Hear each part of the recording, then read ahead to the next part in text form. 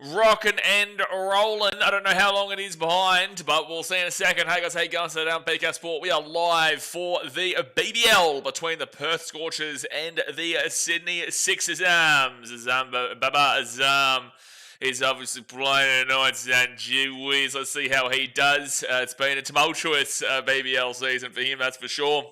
But this is the big time here. This is the qualifier. First versus second on the BBL table. It was the Scorchers and the Sixers. Scorchers first, Sixers in second. Hobart Hurricanes came third, and the Melbourne Stars fourth, with the obviously the Brisbane Heat finishing down there in fifth position after it was basically a do or die between the Sixers and the Heat the other night. And Stevie Schmidtmeister just went slap.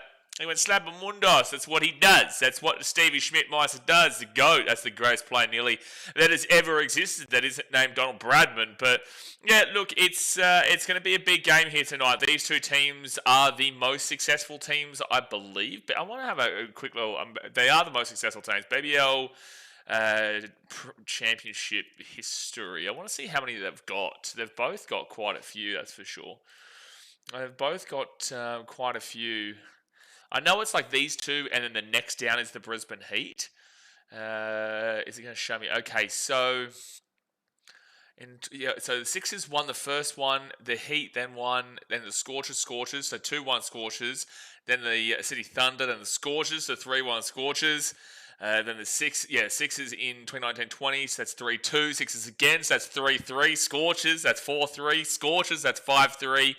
So it is 5-3 in favour of the Scorchers, but I'm pretty certain that is the top two, and there's no one above the Sixers, because the Heat, I believe, only have the two, which was one back in 2012-13, and also the one here on 2023-24 a couple of years back. I actually haven't streamed a whole bunch of BBL this year. I've been doing the international cricket recently, which has been really great. We got to see a history made with New Zealand getting the old victory over the Indians in India, which was just absolutely crazy to see. But I thought, I'm not doing anything here Tuesday night. I may as well slap it down. We are going to do tomorrow night's game 2 between the Hurricanes and the Stars, and then we'll do the semi-final, and then we'll obviously get into the final as well. So I will slap through the finals here because there's not really anything else going on in Australia until the NRL and AFL preseason start getting underway. NRL preseason is about 2.5 weeks away now, which is super exciting. And I'm not too sure when the AFL preseason starts, but overall, this period is definitely still cricket. But guys, obviously hit that thumbs up button, subscribe if you're new around here. The Scorchers team today, they'll have Mitch Marsh, Finn Allen, Cooper Connolly, Josh Inglis, who was the wicketkeeper, Aaron Hardy, Ashton Turner, Laurie Evans, Jai Richardson, Brodie Couch, David Payne, and Marley Beardman. With the Sixers having Steve Smith, Bubba Azam, Josh Philippi, who was the wicketkeeper, Moses Enriquez, Lachlan Shaw, Jack Edwards, Joel Davies, Ben Dwarshoes, Ben Manenti, Sean Abbott, and Mitchell Stark. And it is actually quite interesting that the Sixers did still end up finishing on the table in second position, because when we were streaming it more so at the beginning part of the season, I think they started the season like 0-2. They really were. I'm actually going to confirm this here. The Sixers have really fired up late in the piece. In this season. Now, the Sixers actually did win the toss, by the way, and they have elected to bowl. So they will be slapping it down first, and then we'll see the Steve Smith and Bubba Azam show coming a little bit later. Okay, so 2025, we saw they lost to the Scorchers by 5 wickets with 5 balls left. That was the one. I think that was the first game. Yeah, it was the very first game. And then they lost to the Strikers, which is really, really confusing, because the Strikers had a real struggle season this year. They really just didn't have the depth. They just really fell apart in regards to the late-on batting and bowling-wise. They were really, really average. So, yeah, really disappointed with the Strikers. But then they beat the Thunder, lost to the Stars. They're actually 1-3 to start the season. But then since then, they haven't lost a game. They haven't lost a game since they lost the Stars back on the 26th of December. They lost by 7 wickets in that one by 15 balls left. They beat the Renegades by 6 wickets with 5 balls left. They beat the Heat by 3 wickets with 8 balls left. They beat the Stars in their revenge game by 6 wickets, 17 balls left. There was a no result with them in the Hobart Hurricanes, unfortunately. They beat the Thunder by 5 wickets with 16 balls left, and they beat the Brisbane Heat in the most recent game, which ultimately was the qualifier in a lot of ways, just to get into the playoffs. But they won by 5 wickets with the 8 balls left, and now obviously on to tonight, where the Perth Scorchers are the team they have to take down. They didn't beat them earlier on this year. It was close, but it wasn't close. It was close, but it wasn't close. I did stream that game. So I'm going to back in the Perth Scorchers here, considering they're in Perth. I think that, but the Sixers team has definitely gotten a move on man, and if Steve Smith and Bubba Razam get firing early, we know what Josh Philippe can do. But this Perth Scorchers team, they just always put in. They just always compete year in, year out. They're always there or thereabouts, man. So let's get into the chat and see what you're saying. Obviously, hit that thumbs up button, subscribe if you are new around here. We will be live for all the finals. Olivia says, all right, I need an impression of an owl that's watching a cricket game. What are you talking about? This is the first comment I read. I need an impression of an owl of watching a cricket game. Ooh, ooh, ooh. There you go. See, it's looking at the ball going for a 6. There's your owl impression. There's your owl impression watching cricket. See, so it's going all the way over there. Ooh. See, I'm bloody flying, mate. I'm like a professional owl connoisseur. Sean says, good afternoon, all. I couldn't help myself, Olivia. Yeah. Thank you, Sean, for that one. It's a new thing on TikTok. I don't really watch the TikTok. How am I doing? Going all right, mate? I'm actually really glad that we're able to stream this game and it's going to end at a normal time. Obviously, I'm going to Hong Kong literally in 2 days' time. 2 more sleeps, then I'm off to Hong Kong.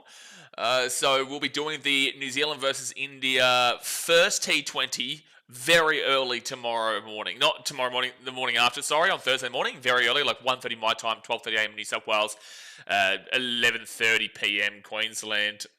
It's going to be a ridiculous time slot. But then I'm in Hong Kong and Vietnam and whatnot, so I'll be on a great time slot for the NRL season, obviously, and also for the cricket T20 World Cup that is very close to coming. We'll be live for about 95% of all games. It's just that a couple of games do overlap with the NRL, and we will be streaming the NRL preseason as the priority there. I don't know what's going on here. Hold on 1 second here. Let me just make sure this is all good. Give me 1 sec. It's my VPN is asking me to give my password and stuff like that. Okay, there we go. Don't know what just happened then. Can we get a Minnesota impression? I don't even know what you're talking about. What are you talking about, Minnesota impression? VPN action is... Are you sure you want to close? No, I don't want to close. I need my VPN. I need it on. I don't know what's happening here. Dad's mate for 9 months. Mark Hughes Foundation 13+. Get around you. Good luck, son. Don't remind me about that loss. Well, I just did. Dad's mate says, bigger man than I'll ever be, Sean. 3 years. Don't miss it at all. I don't have social media, just this. Well, technically YouTube is social media, but look, he does live in Thailand, mate, and I can understand how you could live in Thailand without social media. It's actually quite easy. I feel like maybe WhatsApp is very necessary, but Facebook, Instagram, and all that type of stuff in Thailand, I don't feel like is ultra necessary. So, yeah, no, I get it. I do get it, and it would be such a more chilled life in a lot of ways, but... Obviously, you do need to keep up some way. I got to keep you on your toes, you know. It's perfect. Listen, I know what I'm doing. I'm the owl connoisseur. I should name myself BKR Owl Sport. Or Owl Sport. Maybe Owl Sport. Maybe Owl Sport is the one to go with there. So wait, for the first ball is meant to start literally any moment now. And it will be the openers for the Scorchers coming out to bat, which is Mitch Marsh and Finn Allen. I really want a good game because there's been some great games in the BBL this season. We saw one with the Brisbane Heat chasing down the Scorchers, actually a massive 260, 270 total. That's absolutely insane. And then we saw another game between the Brisbane Heat the other day against, I can't remember, but there was another game at the Brisbane Heat just chased down and made it. Oh no, they limited the last over to two or three runs when they only needed 5 runs or 6 runs, something ridiculous. So no, it's been a big season, man. It's been a big T20 is not necessarily my preference over all the formats, but it has been an exciting season regardless. So I thought, we're not doing much here on Tuesday night. Let's crack on and let's watch it. They found out best I could do. What I don't know what a Minnesota impression is though, Brenton. I feel like I understand the joke that's being made here, but I also don't really know what you're referring to here. I feel like I do, but I also don't know if I do. Bit of this, bit of that, bit of this, bit of that.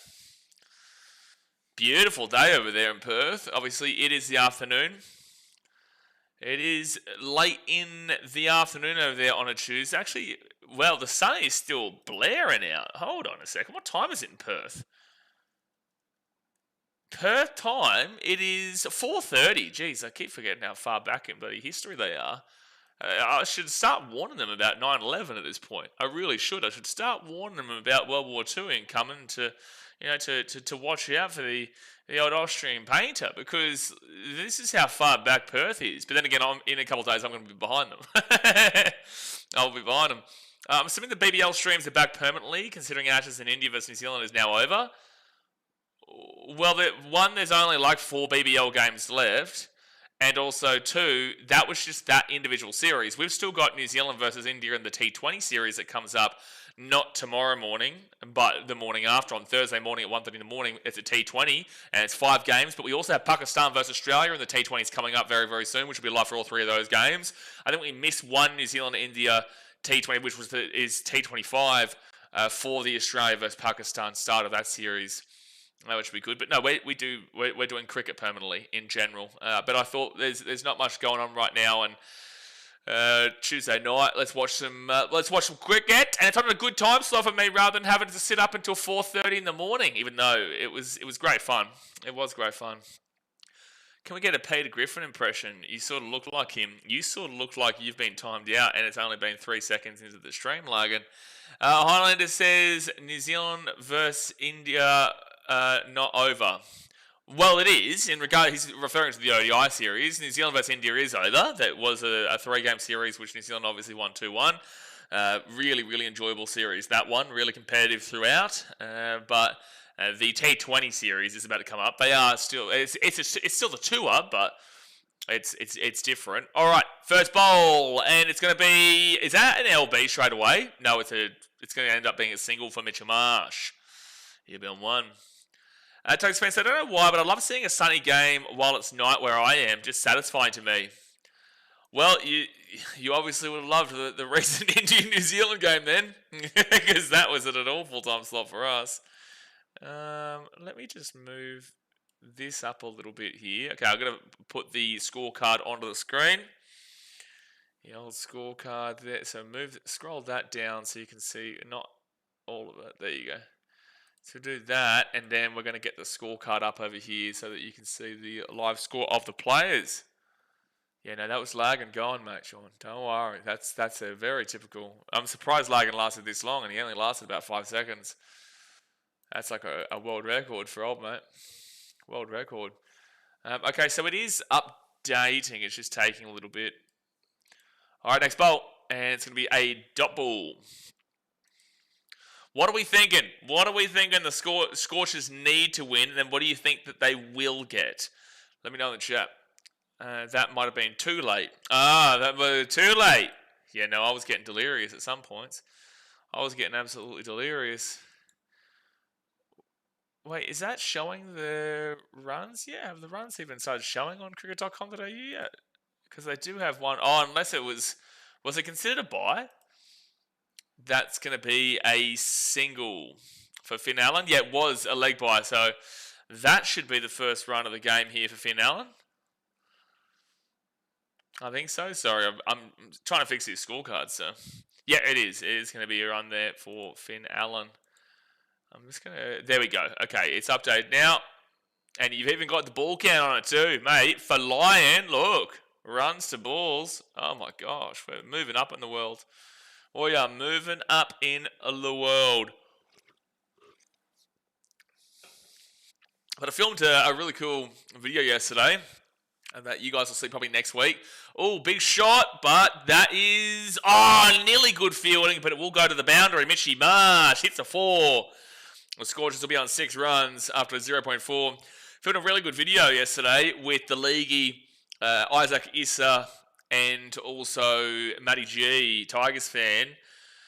We did a current NRL draft, all 17 teams, current 17, and we did 4 different teams on it. It was really interesting. I always love doing the draft thing, so that'll come out next Wednesday probably. I'm pretty confident with my team, but also I think there's a few things I could have still fixed, but it was good fun with the lads. Dasmates, I've just seen Lagan's channel activity 100 plus timeouts. Is that it? Is that all? Well, I said we do a sleep stream next time. Well, there's no games. Now that I'm going to be in Asia, there's no games that are on at a ridiculous time zone, except for maybe I think games in England are still pretty rough. The English games are at a pretty shocking time slot in the past year. No, it makes sense. Good fielding.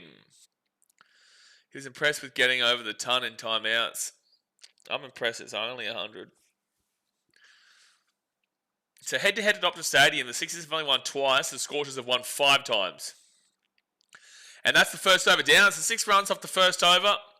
Pretty regulatory. Pretty normal. And it is also interesting going from the ODI mindset into the T20 mindset, or if you go from Test to T20 to ODI kind of deal, geez, your brain gets all frazzled when you're like commentating it, because you're starting to think, you think that in ODI, 6 runs off the first over is, it's pretty strong because you don't usually go too hard too early there. We saw New Zealand, I think, in ODI 2, they didn't get a run for like 5 overs. Like 5 overs. Test is even worse. Sometimes you could not see a run for 10. It's not usually going to happen, but the point is it can happen. T20, if you're not seeing a run for 10 overs, give up. I think it's actually time to walk out of the stadium. I think it actually is. That's a single for Finn Allen. He'll get to 2. If you don't get a run for 10 overs, leave the stadium. I want you to leave now, immediately. 205 will be the score. Well, the Perth Scorchers have scored a lot this year. Let's have a look at how the Perth Scorchers have done in regards to their run totals in this season. Again, they lost one of their games scoring like 270 runs. They lost one of their games. So the Scorchers got 117 against the Sixers, but they only had a target of 114. Like, ridiculous stuff. That's going to be... But that was also the rain-impacted game. It was rain-impacted. And then they scored, 257 against the Brisbane Heat, but the Heat won by 8 wickets with 1 ball left. They scored 258. That's just absolutely diabolical in the chase there from the Brisbane Heat. Just diabolical. What a game. And then you've also got the game against the Hobart Hurricanes, where Hurricanes won by 4 wickets. With 3 balls left, but the Scorchers scored 150, and the Scorchers scored 202 against the Sydney Thunder, won by 71 runs. That's going to be a single there, Phil Allen. He'll be on 3. Then they beat the Hurricanes by 40 runs. They scored 229 runs. Then they went back to 153 against Adelaide and still won that game by 33 runs. Loss of the Renegades, weirdly enough. Scorchers 127 is what they got. Renegades won that game by 4 wickets on the last ball. They won by 3 runs. Like they must have hit it. They must have been down by 1 and hit a 4 or something like that. And it's going to be a dot ball. But they've actually had quite an eclectic mix. Scorchers then scored 232 and still beat the Adelaide Strikers twice by pretty much the same score, but they only got 153 in the first one and then got 232 in the second one. Then when they played the Renegades again, they won by 50 runs, scored 219. Got 134 against the Stars beside 19 balls left, and then obviously now they are here. So it's 9 runs for the Scorchers in this game so far. So I'm feeling based off of that, like the Sixers, that's going to be up in the air. It's cool, it's gone. Mitch Marsh is gone. The first wicket, Mitchy Stark. Oh, he's a machine. He's too good, Mitchy Stark. Oh, he's the GOAT, Mitchell Stark. He is the GOAT. He may be potentially the GOAT without the maybe potentially part. He is the damn well GOAT, baby. He is the damn well GOAT. Mitchy Stark picks up the wicket and the Scorchers are down 1 early. Gone.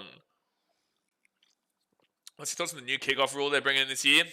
Isn't that new rule like if you score, then the team who conceded gets the ball back? I just don't know. Is that it? Can you confirm for me before I give you my reaction? I think that's the rule. So Mitchell Marsh out for 5. That's a big wicket, man. And Aaron Hardy, he's moved up the order. He's in straight away. So Hardy and Allen on strike. Yes, 6 is a great wicket from one of my 6 favourite BBL teams. Gotta love the 6 favourite BBL teams, but surely, Daz, when the Gold Coast get a team, you'll be on the Gold Coast for sure. 100%. Don't be disgraceful, Daz, mate. Don't be disrespectful. You are a Suns fan. You will immediately be a Gold Coast BBL fan. Have moved Hardy up? No. Yes, they have moved Hardy up the order. All right. So Mitchell Starc for his next bowl.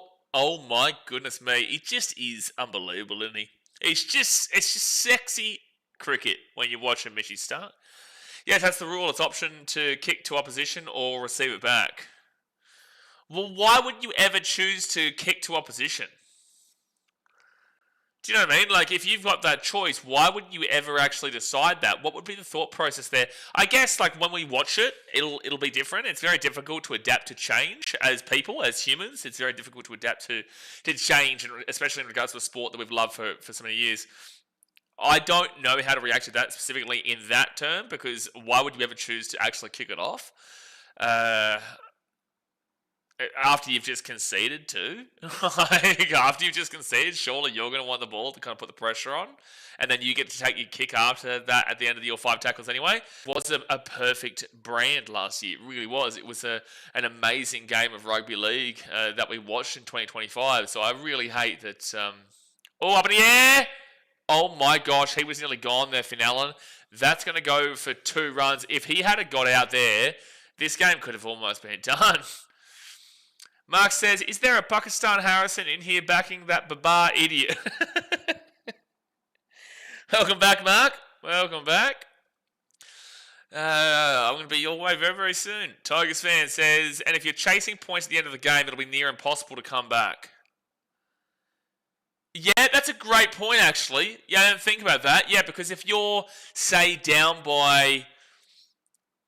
Yeah, that ruins a lot of, like... That's a dot ball. Good bowl there from Sean Abbott. That ruins a lot of the concept of... If you're down by, say, 12 points with 3 minutes left, you can't actually really come back. Unless the opposition team makes a heavy mistake and you have to go short. I find that's a bit dog shit, actually. Yeah, no, you're right there. Because then, say you score a try and you make it a 6-point game. Well, now it's a 6-point game, but you're not getting the ball back to try and make that comeback happen. I don't know why they're nerfing that. That really doesn't make a great deal of sense. In fact, so they win the comp the first year. I'm a diehard GC BBL fan. Now, you're a diehard GC BBL fan regardless. We all love BBL, don't we, Daz? We all love BBL. Everyone, who doesn't love BBL? I can't say I'm a bandwagon. I'm a Suns fan. Clearly have a connection to the Goldie. Yeah, but it's not even because of the Suns, because of me, Daz, mate. You know, forget his Sunnies. Forget his Sunnies, because of the BKR, the old BKR, son. Conceding team can now choose to kick or receive, which is stupid. They will just choose receive. Just going to be like the NFL. Well, yeah, exactly. For some reason, my brain was thinking if they had a choice in the NFL. I'm like, no, they don't. By the way, Bears, what a game. What a game between the Bears and the Rams. But that is going to be a single there for Finn Allen. So Hardy will come back on strike. It's 1 for 14 after 2.5. Definitely an early over swing win here for the Sixers. They'll be very happy with how this is going at the moment. Maybe because if the team concedes to get back in front the last few minutes, they want the ball up the other end.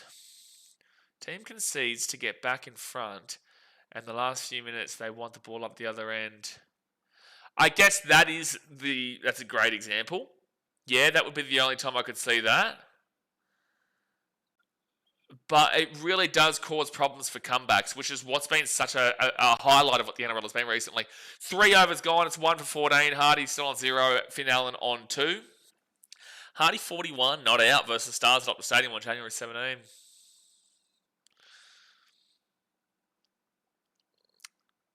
I can only see it benefiting teams, really, that have already established a lead. If you've already established a lead, that benefits you greatly. So it's hurting teams like the Knights, like the Titans. It's hurting the team, and obviously just get better. It's as simple as that in regards to those teams. Just get better. If you complain about it, it's because of you that you're not good enough to establish those leads. But it really does take out, it also takes out teams like the Broncos. Yeah, the Broncos will hurt. They will hurt with this because they are a momentum team. The Brisbane Broncos are the definition of a momentum team. With this rule change, I would even genuinely consider not putting them in the top 4. Because that is their team. And the reason I say this, that's a single there for Allen. The reason I say this is because go back and have a look at all of their games this season. Besides the blowouts, look at how many comebacks they had. Look at how many, last-ditch victories they had with those comebacks. They wouldn't get the ball back to maintain the momentum. There is no such thing as momentum, really, with this new rule change. Because momentum, you need the ball back and then just keep on punching, keep on pushing. Up in the air! Oh, that's going to go over the top of them all. Yeah, they'll be single. Single for Hardy. Oh, it's a misfield from Babara's arm, and that's going to be 2 runs for Aaron Hardy. So 1 for 17. Olivia, what's your thoughts as a Broncos fan? I think you can understand where I'm coming from there. And the Raiders as well. Why the Raiders? Well, the Raiders, I guess the Bulldogs could be an example. Bulldogs are a great example because they had a lot of comeback wins early on in the season. Not so much in the back half, but it's killing momentum. At the very least, they've got the kickoff still exists, which they were thinking about getting rid of a couple of years back. That's going to be a single for Hardy. He'll be on 3. 1 for 18. Very slow to start off with even the Scorchers. Like, it's the 2025 Broncos wouldn't have even made the 8.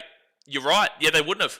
No, if this rule existed last year, they wouldn't have made the 8. They wouldn't have. And if there is a Broncos fan who's upset, or there is somebody who disagrees with me, please explain to me why. Please explain to me why. Because based off of this rule change, it would completely impact any team looking to come back, which is what they made their premiership run on. And there is no such thing as momentum. Prove me wrong. Dana says, Raiders had a finals game won twice and still lost. If anything hurting the Raiders, it's themselves. That is a great point. There is a reason why they are quite well regarded and well known as the old faders. Yes. What's the scenario you choose to kick off, by the way? Oh, boy, there's a 6. Okay, now we've woken up. Sorry. Nice little flick of the wrist. Finn Allen with the 6. 14 runs for Finn Allen. They need some big runs at the moment. And that's off Mitchell Stark, too. 8, 9, 10 runs off the over. Look, I don't think we will have an issue, but I'm biased and know we are going back to back. Well, tell me why I'm wrong then, Olivia. As a Broncos fan, tell me why I'm incorrect then. I'm saying your opinion is fine. I'm genuinely inquiring here. Because you're biased, I want you to give me the bias rundown. Why will not receiving the kickoff after scoring a try not impact the Broncos? I find it very interesting. Instead of replacing our shitbox refs and bunkers, the size of Tampa rule at worst good. Yeah. That was the last ball of the power play. Oh, this is the last ball of the power play, sorry. And that is going to be a single. Great power play, lads. 1 for 24. 1 for 25, sorry, through 4 overs. Well, 4, 8, 12, 16, 20 times it by 5. They would only be at 125 on their current run rate. Obviously, add on a good 20, 25 for the final few overs, but, they're still only really looking around the 150, but that wicket early is brutal. The wicket early hurts them. By the way, I do want to ask a genuine question here for everyone. Do you think I should keep all the sport that I'm doing, the cricket and rugby league, here on this channel, or do you think that I should use my other channel, which I was originally going to do for USA, but I just don't have time for it? Do you think I should use that channel as a cricket channel? So I do all the rugby league here, and then I do all the cricket there. If you subscribe to both, you subscribe to both, but I'm figuring out whether because otherwise, like, good bowl there from Doorshoes. Otherwise, it's just going to be a lot of content this year on this channel. Broncos can't go back to back when Kenny is starting a dynasty. See, Lagan gets it. Lagan gets it. We have to work for it, I guess, which we had been really working for spots on the team and the games. Yeah, but that's not answering the question, Olivia. Sure, but that's every single team. It's all 17 teams. The question is, based off of the way that the Broncos won their games in 2025, that's a great shot up Broadway. That's a boundary. That's a 4 for Phil and Allen, and he's getting them going at the moment with 29 runs for the Scorchers, 19 runs for him. The question is, why will it not impact a team that was built and based off of momentum in 2025? As Lagging said, if this rule existed last year, I don't think you make the 8. Because you only just made... Well, no. Yeah, you did. You only just made the 8. A lot of teams only just made the 8, to be fair. That's going to be a double. Tigers fans says, is there like no overlap between cricket and NRL fans? Because like if there is, I would say for sure... Like there is, for example, you guys, there is an overlap, there is. But with that being said, doing international cricket, I don't think there's going to be a lot of Indians and Pakistanis and Nepalese and Bangladeshis and even the English and whatnot. I don't think a great deal of them will care about rugby league whatsoever. And then we've got a lot of rugby league fans who aren't going to give a shit about, West Indies versus South Africa. Ooh, that's gone straight into the legs there, but that's fine. Dot ball. Yeah, getting rid of Cody Black was confusing, Brenton. But, like, there is an overlap. There is, but there's a lot more that isn't an overlap. Lang says, no, you won't get the numbers coming in if you go onto that channel. Also, this channel is called BK Sports. Well, it's actually BK Sports Champion, not Sports. No plural, son. Should time me out because there's no S in Storm for the second S. I agree with you. I'm just thinking about you guys here. I don't care. At the end of the day... We're going to get, our regulars who are going to watch anyway, regardless, to be completely honest with you. But I don't care. I'm still the one, I'm just streaming it. It doesn't matter where I input the data. I'm inputting the data. It's more about your subscription feeds and if anybody has anything against all of the content we're about to do. Like, for example, I'm going to be doing 12-hour streaming days in February. 12 hours. We've got like 3 rugby league games into like a T20 game kind of deal. Or like 2 T20 games. So partnership 20 right now. I think they're... What's happening here? They're having like a quick little drink. Broncos will play 10 away games at Suncorp this year. 10 away games at Suncorp. Well, they play the Dolphins away. They'll play Magic Round away.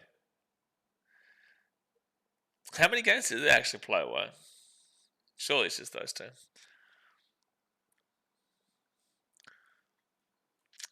Black going where he did was even more confusing. Channeling how he didn't end up at Para is crazy to me. Oh, how Peasants ended up at Para is the confusing part.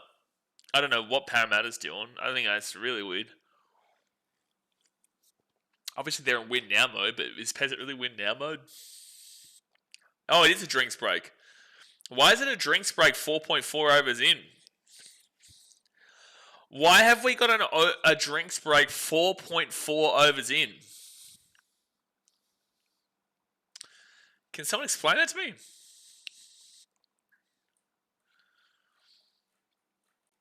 I only had the first part of the question you asked, but for me, both on one channel works well.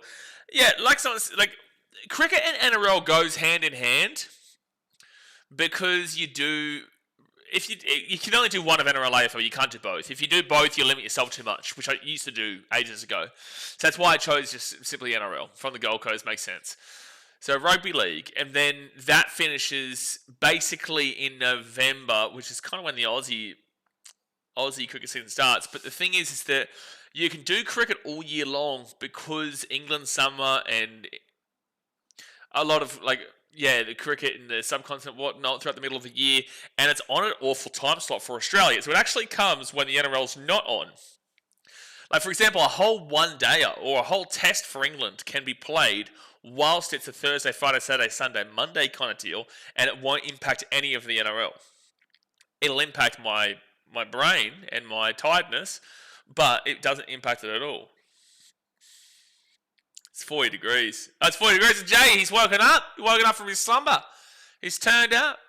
The old Mr. Hayes, he's woken up from his slumber, son.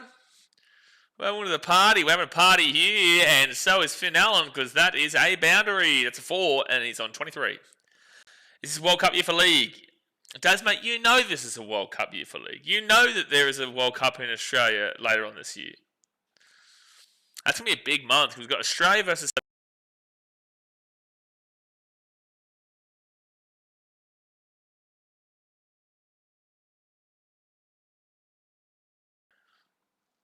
Dogs are having a party. Dogs are having a party.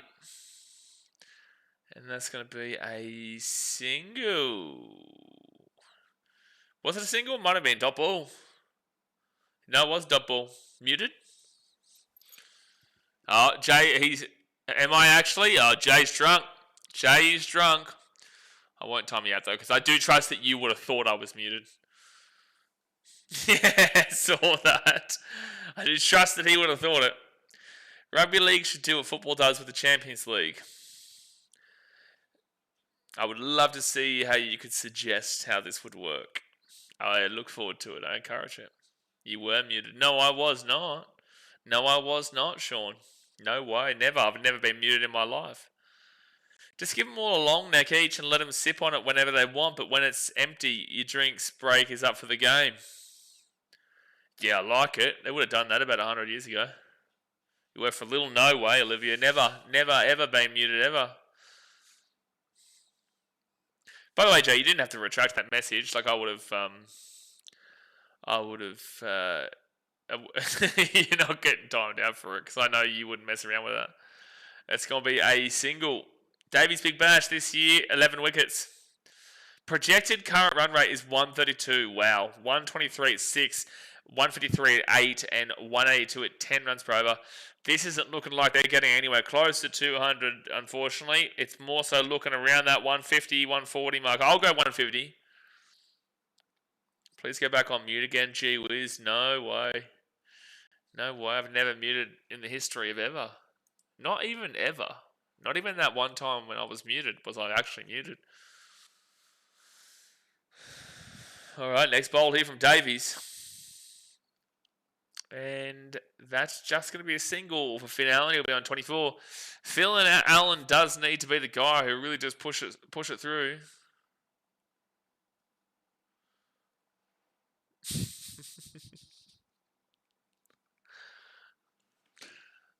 Next bowl. Up in the air. Is he gone? No, it'll sit in between. It'll just be a single. The Scorchers batting, though, has just been poor today so far. It's a rule we play Australia Day cricket. It's a great rule. Brendan says, Guru put Jack Hetherington top 2 of 5 in buys of the season to Melbourne. Oh, that's up in the air, and that is out for a 6, son. Oh, there's your owl, Olivia. Oh, there's a massive 6. Massive 6 for Finn Allen. He gets to the thrifty 30s. Can you sing us an Owl City song? Isn't that...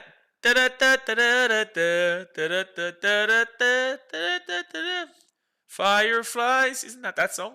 Isn't that Owl City? And that'll be knocked in behind for just a single. CB 31. Brenton says... in regards to the Guru putting Jack Hetherington...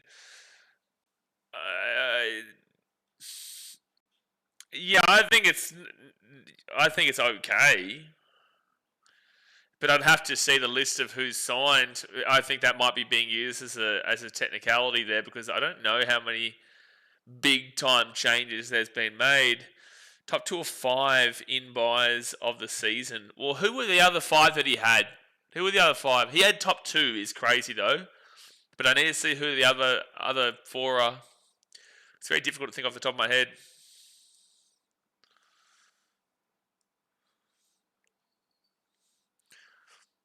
Why have they sold the upper tier when they couldn't even sell out the first tier or the second tier? Just makes it look super scarce. Cooper Connolly will come in next. Storm have had more big losses than gains. Yeah, well, in the last 5 years, they're pretty frustrated. Pretty frustrated as a club. I feel so sorry for them as a Titans fan, as a successful Titans fan. We feel really sorry for the team that's lost back-to-back grand finals and won a premiership, 5 years ago. Whoa, swing and a miss from Finn Allen. Swing a ding ding and a miss. They'll miss the 8, mark my words. Yeah, look, Daz, I'm not going to mark your words. I'm not going to mark it until Craig Bellamy goes. Once Craig Bellamy goes, then I'll start marking words, and I'll start word marking. But if Craig Bellamy's still there, I'm not marking no words. Need to see the Scorchers do a lot more right now, though. A lot more. Oh, swing and miss again. And it's a wide. So 1 for 44. Edwards in the Big Bash this year, he's got 15 wickets for an economy of 8.1.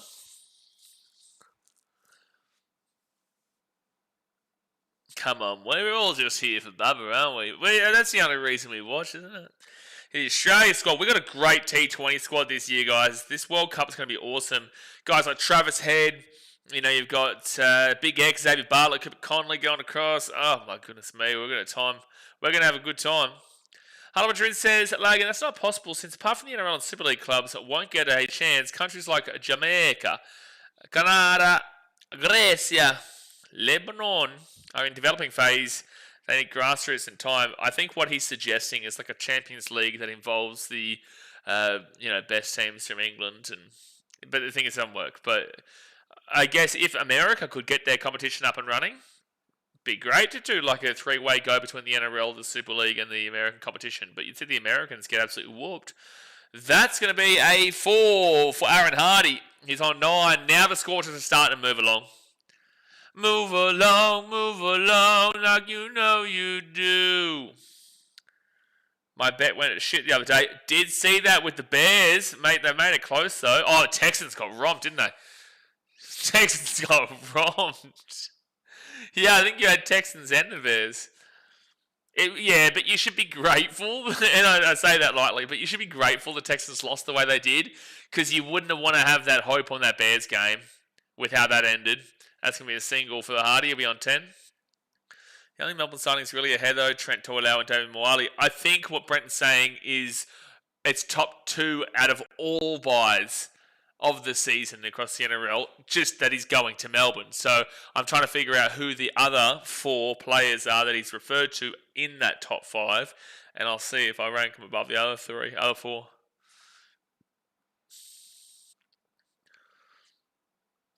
Okay, Edwards, next bowl. And, that's gone. That's a 6. See you later. Finn Allen slapped him. He gone for a 6. The Sixers are now starting to really let these runs get away from them. They're giving runs up like fun at the moment. Slow start, now going bang. Only signings that come to mind are Leo Thompson to the Dogs, Brown to the Knights, Fogarty to Manly, Kai Pearce Paul to the Tigers, and Feeder to South. Probably forgot a bunch. Okay, well, for starters, Leo Thompson is above Hetherington, and also Dylan Brown is above Cubby Hetherington. I also think David Fafita should absolutely be above Cubby Hetherington. I think Kai Pearce Paul, I'd listen to the argument in regards to Cubby Hetherington. And then Fogarty, I get why that he'd be up there, but on a DCE, Robson's a good one to the Roosters. Oh, Robson's really near the Roosters. Pezzett, Brown, Mooney, Sandon, Marnie. Top 2 signings across the game's crazy. That's ridiculous.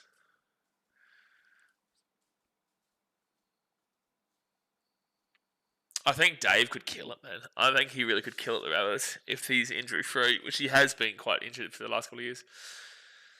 Ches is a bit of a throwaway, to be fair, but still, I think the Roosters have a good chance this year.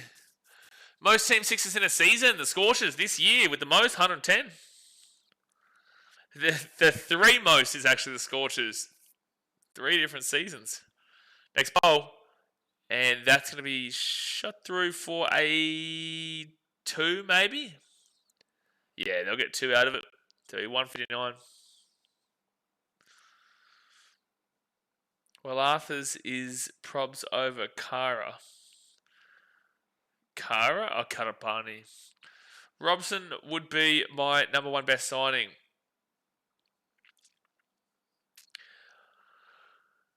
Yeah. Look, I can see it.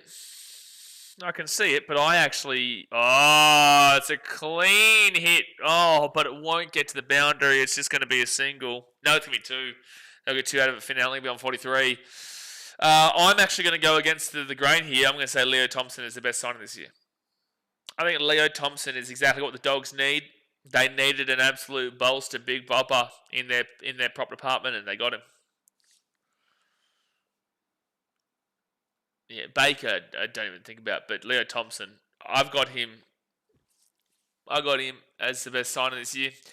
That's going to be slapped for a 6 from Finn Allen. He's going nuts right now. He is going absolutely nuts right now, Finn Allen. He's now on 49 from 29. Hits a big bumper. 6 schlemmer. 60 schlam. That is a schlemmer. That is a big old schlemmer there from Finn Allen. Goes for 80 metres. The bloke crew voted Dave first. Love it. No, I agree with him. It's between Leo and Dave for mine. Oh, he's gone. Oh, dude, on 49 as well. Dwarshoes has rocked Finn Allen on 49 just as he was going crazy. He was going for a big shot again. And he gone. Brenton says, Robson would be okay if it wasn't for the Teddy show at the Roosters. I think Robson's a good signing. Yeah, they needed to break that partnership, but they needed Finn Allen. They got both at one time. Broke the partnership with Finn Allen. All right, Cooper Connolly, your time to shine. At least Finn Allen did set him up. Set him up with good foundation. Well, we've got a video coming out over the next couple of days that is going to be about, I think I'll be on my flight at the time, but it's my breakout player from every club. One breakout player from every club. That video will come out over the next couple of days.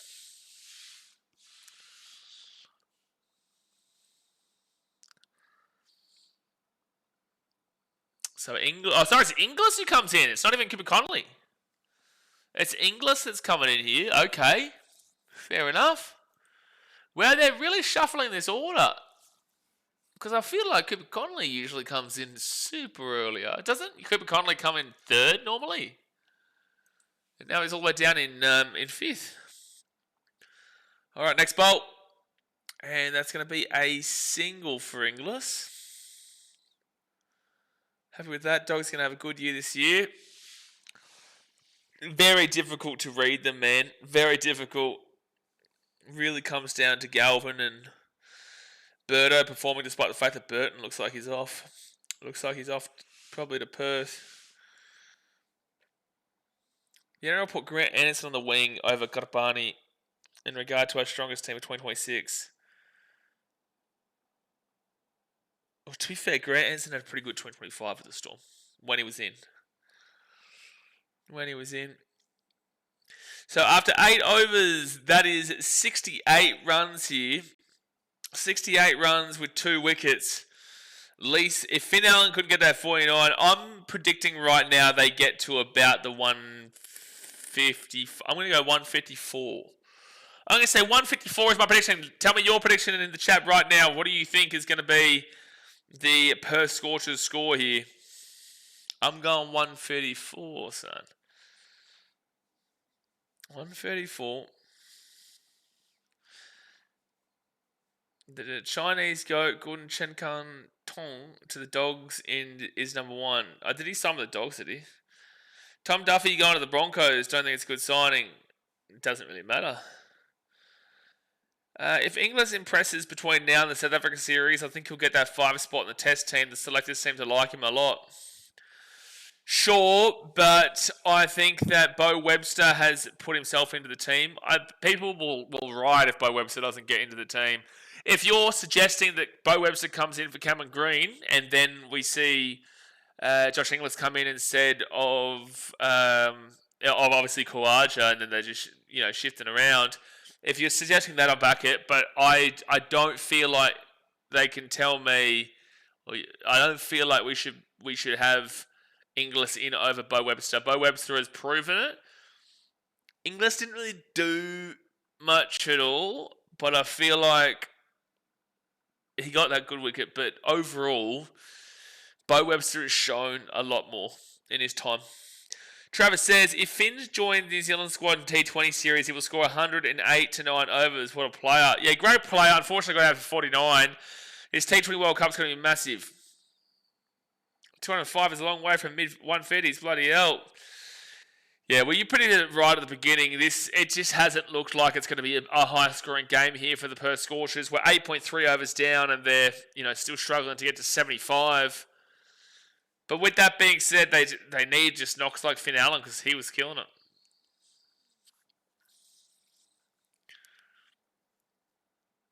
Most sixes in the World Cup. Go Travis Head. Oh, Travis Head, the moustache man. By the way, 69. That's what you like to see. It's what you like to see. And that's going to be a double. I just want them to get to 180.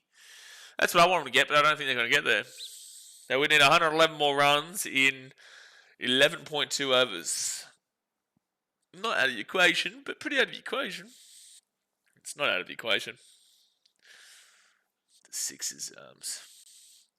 I think they'll absolutely try to leave Webster out. Why though? Sure, but why? He got 3 wickets in Sydney. He had played 1 test match in the series this year. He got 3 wickets, not out for like 70 and got like a 40 or 50 or something like that. Like, the guy's a machine. No, I think he got not out for 70 or something. Can't wait to see Travis Head against South Africa in the away test. Yeah, it'll be interesting. That Australia versus South Africa test in South Africa later on this year is going to be awesome. Oh, is he gone? No, it just goes over the top. Watching this in the Australian Open. Fire up. Is the Australian Open good this year? Being outside of Australia, I don't really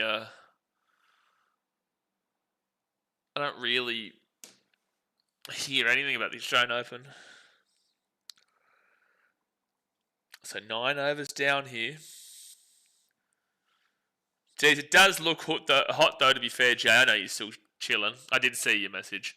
It does look hot though in Perth. It does. I feel like if I'm selecting the Australian Test team, just as a general selection, not based off of different conditions and different countries and whatnot, if I'm selecting Test team, okay, let's go for the New Zealand Test series against. Oh, that's out. That's out. I think that's on. Oh wow. Okay, apparently not. So I'm going to select the team for Australia to play at home against New Zealand later on this year. You'd have to. I do believe they go Jake Weatherald. I do still think they keep him in, and then Travis Head, and then that's up in the air. That's up in the air. That's up in the air. That's up in the air. He's gone. Josh Inglis is gone. Don't argue him over Bo Webster. Don't do it. Get that out my face right now. Don't ever argue this man over Bo Webster ever again. That's 3 for 69, and the Scorchers, they're not scorching right now. Nathan McSweeney should not open in South Africa. No, he should not, Travis. No, he should not. No. Have we already... Dom's the first round atmosphere has been great, though. Have we seen the tennis players whinging and moaning yet about the fans? Happens every year. They complain and sook about people enjoying the game. Every single year. Oh, are we having a drinks break, are we? I think we are. I should go fill my Coke Zero up here quickly. I'll be back in 1 second. Guys, hit that thumbs up button, subscribe, keep using the chat. I'll be back in 1 second.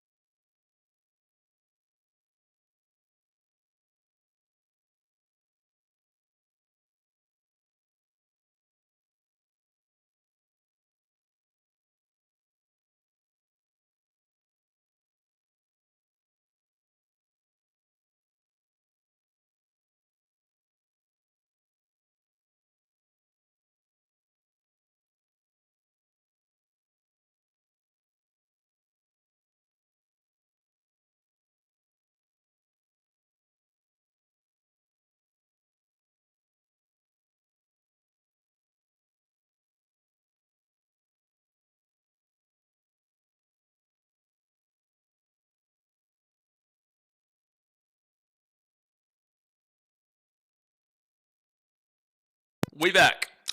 Yes, Travis, I agree. Jake will not be able to score 80 runs in South Africa series, nor will Nathan McSweeney. But that is a very, very difficult. If I'm selecting a team for South Africa, wow, that's really difficult. But I just don't think Nathan McSweeney's the guy. Dom says, not that I've seen yet. A lot of the top seeds now are 18 and 23. If you haven't watched in a couple of years, you'd be like, who are these people? I don't really watch much tennis, man. I know like Zverev and Medvedev, and I think, and obviously Djokovic is at the end of his career now. You got Alex de Minaur. He's like 11th or 12th ranked or something, isn't he? He's like there or thereabouts, but he's not going to win it kind of deal. It'd be amazing if he did. Okay, next bowl. And that's going to be 9.3 overs down. And it'll be a dot ball. You reckon Sam Constas to go to South Africa, Travis? Sam Constas. No way, not yet. No way. No. Oh, that's up in the air. Is that a 6? Is that straight up Broadway? Yes, it is. Oh, Cooper Conley. Take a bow. I think he should be in the test team. Not now, but like in the future. I think Cooper Conley is a great shout to come in. I think he is a fantastic shout in the future to come into that test team. Just not quite yet. And he's gone and hit a 6 right up Broadway for 92 metres. Wowee. Wowee. Yeah, I don't know a great deal of tennis. I used to know a lot about tennis. I used to love tennis. But I just watch too much sport nowadays to keep up with it. And Wimbledon's at such an awful time slot for us. Next bolt. And it's going to be a dot ball. I think Australians have really gone away from the tennis except for the Australian Open. I think that's the only thing they care about. Tennis puts me to sleep. Well, I think that tennis is actually, for me, I really enjoy watching tennis when I'm actually watching it. But I have to actually want to watch it. So I'm not going to go out of my way to watch it, but when I do watch it, I love it. I think it's awesome. I think the technical ability is fascinating.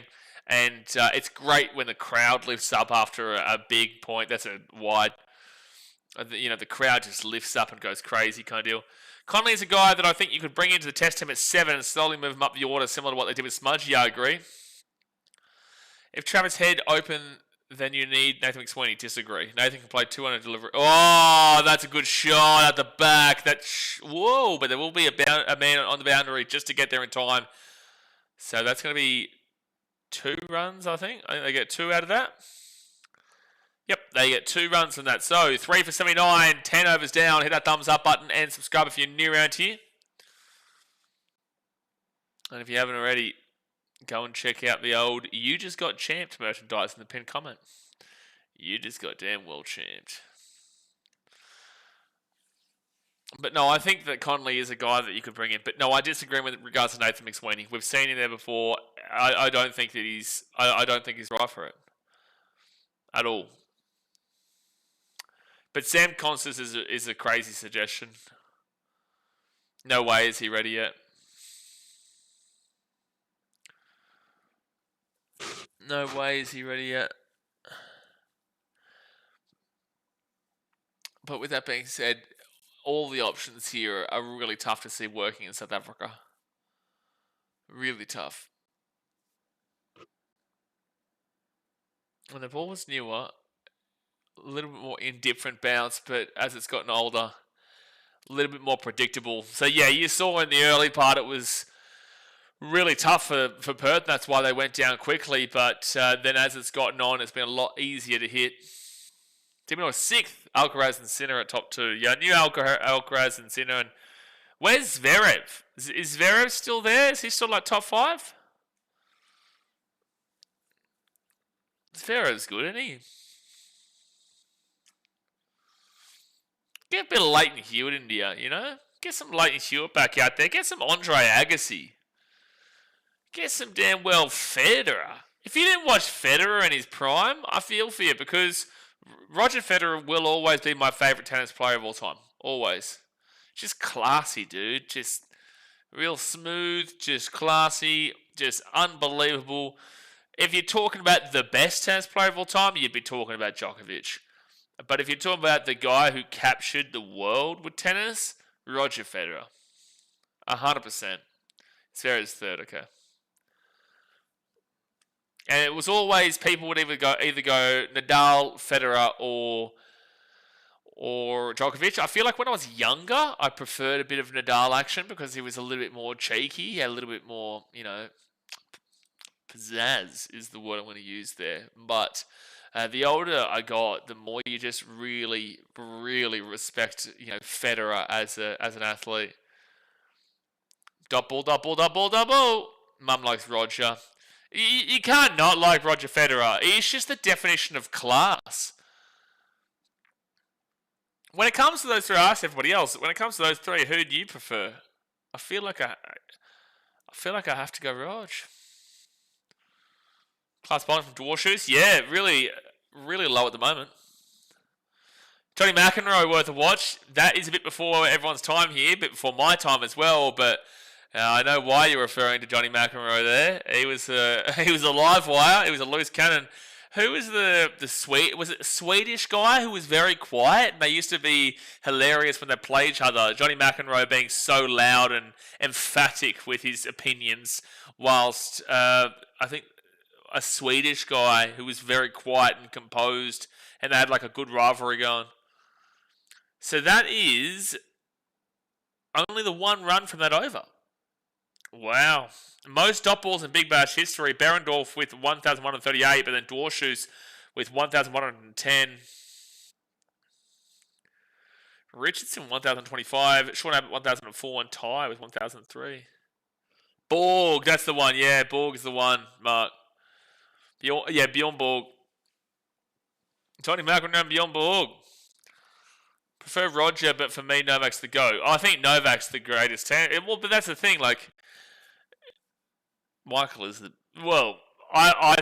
Michael is the best NBA player of all time. But as an individual athlete, it's LeBron. But as the best player, it's Michael Jordan. If you don't understand that, please think deeper into why I'm saying that. With Constance, I think he's shown talent, but like even 5 or 6 years at least. Sorry, I thought that was Travis saying that. Yes, I agree. I think that he's gone. Cooper Conley's gone on 8, and it's 4 for 80, and the Scorchers are in trouble. The Scorchers are in serious trouble right now. Serious trouble right now. 4 for 80. Wow, the Sixers might be hosting a final. Come on, like I said, 128 is on the mark here. Yeah, but when did you... did you say 128 just before? Or did you say that at the very start? Because 128 at the very start would have been a bit out there, but obviously it's going to work out. I think they'll get more than 128. I'm still happy with my 154 prediction, which I don't think will be enough. I do think the Sixers will win this game if they only get 154. I do think the Sixers have plenty of talent there, batting-wise. Stevie Schmidtmeister, Big Bubba. Then you'll have later on Josh Philippe and stuff like that. Yeah, they've got plenty of talent.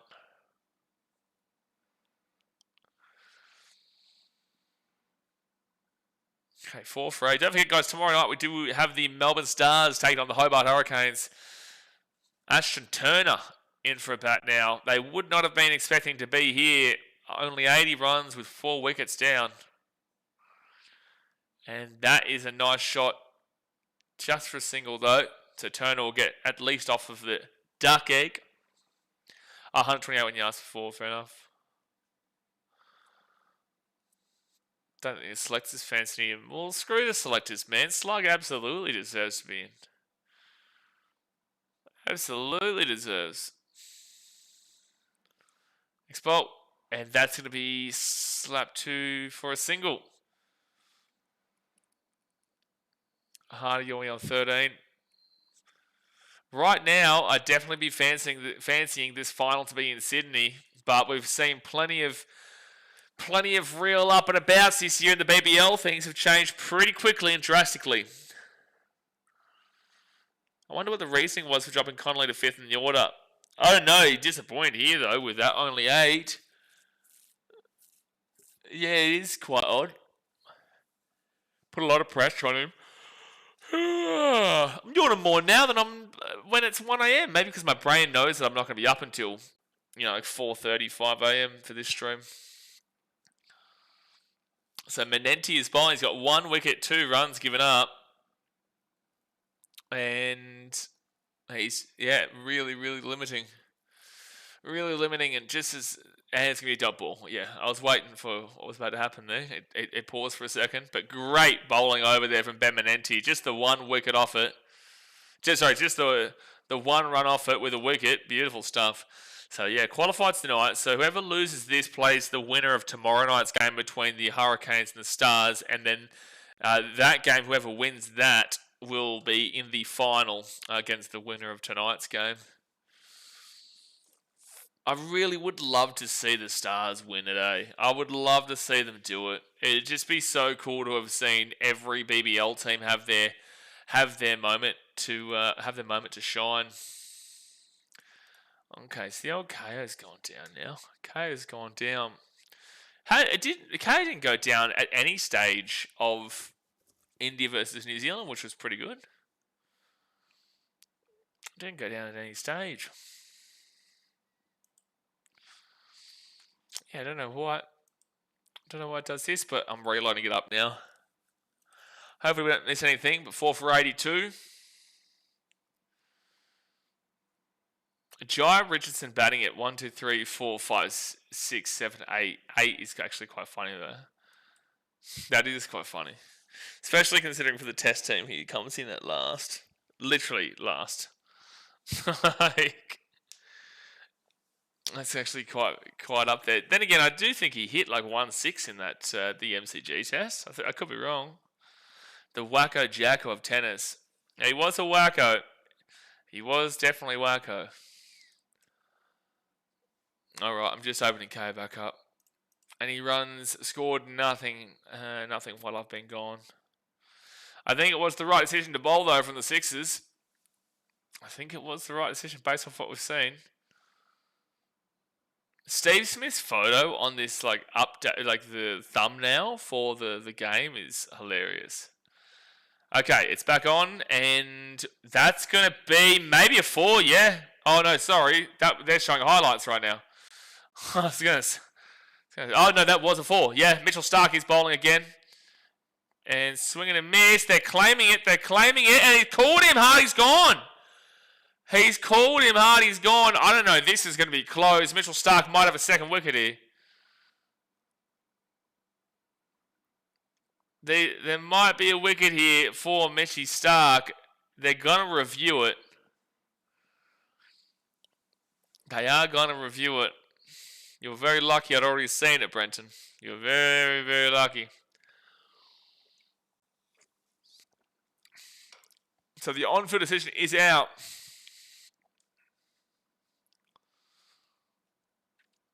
Jeez, what a machine Mitchy Stark is, though. Scorchers are cooked. They are cooked right now, mate. They're not looking good. All right, bowls that. Oh, show us the snicko. Show us the snicko, because this angle's not showing us anything.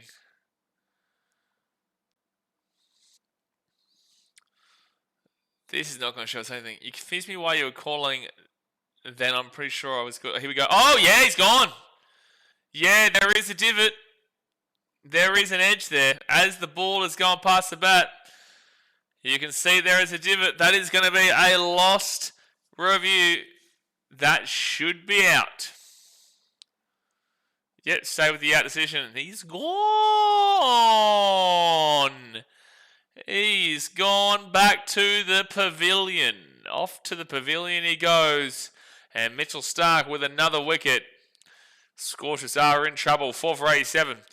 Brandon says, you confused me. I already read that comment. The Stars are ironically, the Stars, the BBL, especially when you think about all the players they've had, yet they can't get the big one. They usually choke late on, man. If they got to the final, I'd need to see them win it. I would really need to see them win it. If they didn't win it again, yikes. The one BBL games he's changed the sticker. Well, I'm going to do the whole playoffs. I'm going to do the finals. There's nothing really on right now, mate. So I'm gonna stream.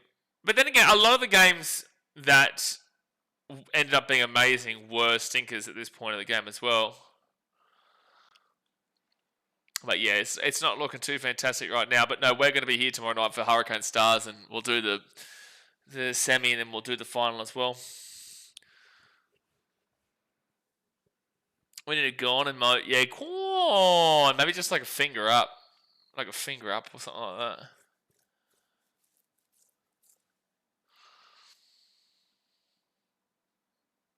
So Stark, 19 runs off 2.3 overs, 2 wickets. Wickets are helping him out greatly because the economy is not exactly spectacular right now. Up around the 8-ish, 8, 9-ish. 8, 9-ish or so. That's going to be another dot ball too. Oh my gosh, KO is just shit right now. Come on KO, sort your shit out. There wasn't a single problem through New Zealand versus India. Now I'm watching an Australian damn well game in Australia, and KO is having problems. Babar no doubt will find a way to make this interesting. Yeah, facts.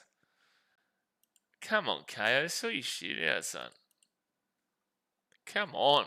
Get your act together, son. I think it's about to come back on. And it is back on. Okay, good. It got its act together. So 5 for 87. And no run.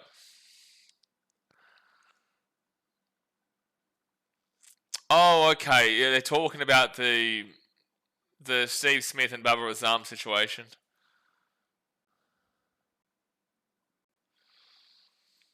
Last week at Hardy on 17. Baba, that's right. Don't jinx him. Tigers fan, probably a biffo with Smithy. Well, they're talking about it now, and they're all good now. Then again, this is just media talk and whatnot. But at the time, you could definitely tell that Baba wasn't happy, unrightfully so. KO was Timu or Foxtel. KO is Foxtel, Michael.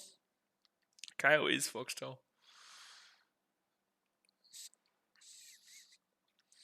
So Turner on 1, Evans on 0. They need someone to have a swing like we saw. That's going to be a good start with a boundary for Turner. He'll be on 5 and they'll get to the naughty 90s. Naughty 90s. They need someone to have a swing like we saw in the early part from Finn Allen. Have a swing, son. I made myself a cup of tea in the innings switchover.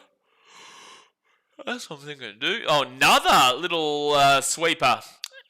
And that's going to be another boundary for Turner. Okay, have a swing, son. Have a swing. You need it. 5.95. I just wanted to get above 128 because Brenton said so. It's like the price is right. I said 134. He said 128. But if it goes 125 and above, I'm... Oh, wait, no, it's the other way around, isn't it? If it's 125 to 153, then he gets it right. So we're not using that system. He has to get it on the dot, otherwise I was right. Yeah, I saw Jaden Campbell at Sunset Rooftop and he's having a baby boy. Yes, really random comment, but sure, thank you for commenting that. Babar should just harden up and play cricket just like he was paid to do. Yeah, well, sometimes he gets fitty, sometimes he gets nutting. A bit of a this, a little bit of a that, a little bit of a here, a little bit of a there. You're not always going to get fitty from him. And, whoa, there's another boundary. Wow, Manenti had that amazing over. Absolutely amazing over. And now he's given up 13 runs in the first 4 balls. Another boundary here for the Sixers. And they just, not the Sixers, for the Scorchers. And they've gotten past the 100 mark. Yes, we'll use that system. No, Brenton, no, we won't. But if it does go above 154, well, then we'll use that system. Yes.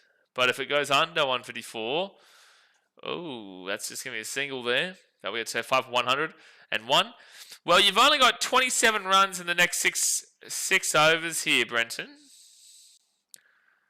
Amazing like I'm a Bintang. Mark, I wouldn't believe it. I don't believe you. No way would I believe it, Mark. You're having a bintang. There has never been a time that I've ever heard this come out of your mouth. No way. A bintang? In Bali? Can't believe it. Get a grip of yourself. Stop lying to us. Anywhere from 120 to 200. Well, that's just not true. That's just definitely not true. You know what?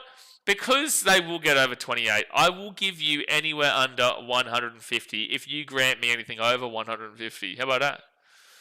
How about that? Have we got a deal? Have we got a deal? Oh, we do not have a deal. I haven't put it in writing. There's no writing here. There's no writing because Evans is out here at 6 for 101. So we're going to remove that offer from the table. It's unlike you didn't agree to it on time, Brenton. The offer was there. You had time to accept it. You didn't accept it on time. So now my offer is anything from 128 and under is what you get. Anything from 129 and above is what I get. That's the offer on the table. You've agreed to it. Brenton says, I agree to the offer. Okay, sweet. Thank you for signing on with the pen and paper. And now you've got 27 runs. And that's it. Shock horror, mate. Well, Evans gone. Current projected run rate has 143. Let's get some contracts on this bet. No, the contract is locked up right now. Yeah, no, the contract is locked up. Locked up plenty now. 128 and below is what you get. You know what? I'll give you the 130. I'll be a gracious, kind individual man. Very, very, very compassionate. I'm just a compassionate man who's just thinking about the well-being of you, Brenton, and I'm going to give you the extra 2 runs so you can have 130 and below. I'm even being unfair to myself, actually. This is a great deal for you because you should have got 129 and below, but I'm going to give you 130. You should actually be thankful, really. You should actually be very thankful, really.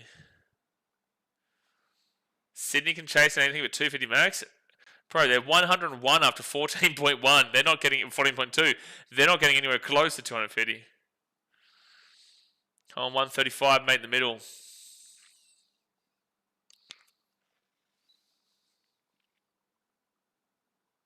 Yeah, but we're into the bowlers here, Brenton. You know what I mean? Like, we're into the bowlers, and you're trying to screw me for 34 runs. Do you know what I mean? You're trying to screw me for 34 runs, and this is where the issue is. And that's going to be a dot ball. I'll give you 130. I'll give you 131, Brenton. That's 3 above your prediction of 128. I'll give you 131. That's my final offer. Mr. Sports, such a nice man. Exactly right, Ibrahim. See, I've got character references here and everything. Brenton, take my character references. Sean says, Mark, I broke my diet with beer. Well, the best sports stream deserves beer. Enjoy a beer, that's for sure. Oh, that's going to be a single. Oh, and if it had have hit, it would have been gone. I'm very compassionate now. Very compassionate, Al. 133 final offer. All right, that's it. We'll go 132 then. We'll go 132. That is it. It's done. It's right in the middle of when I said 131. You said 133. I'll go 132. So you get 132. So you got 30 runs. You can't have more than 30 runs. Signed, sealed, delivered, locked in. Lock it in, Eddie. We're done. Next bowl. And, oh, that's spicy. Another cheeky couple of runs there. So it'll be 6 for 104. You got 132 and below. And I actually won out on that exchange, by the way, because you asked for 135, I asked for 130, and I got 132 rather than 133. So, just keep on winning, mate. Just keep on winning.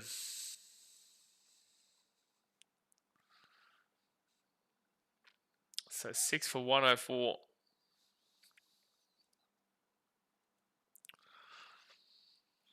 $132 deal and you win anything over 154. That is not correct. If you want me to put it back down to 128, I will do it, Brenton. If you want me to pull it back down, that's going to be a dot ball here. I'll do it. Don't you push your luck here, son. That's what I told the missus. Mrs. Nah. So 15 overs gone, 6 for 104. And it's another drinks break here, guys. So hit that thumbs up button, subscribe. I will have a nice little drink as I celebrate my win in the bartering. Professional barter me. Professional barter man.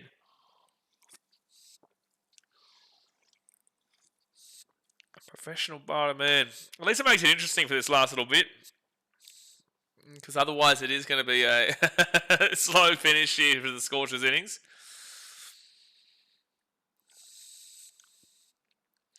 Thought you were a gambling man like Harrison. What has ever given you the inclination that I'm a gambling man like Harrison? For first of all, if I bet, especially if it's like on rugby league, I don't really bet anymore because I used to have a gambling addiction years and years ago.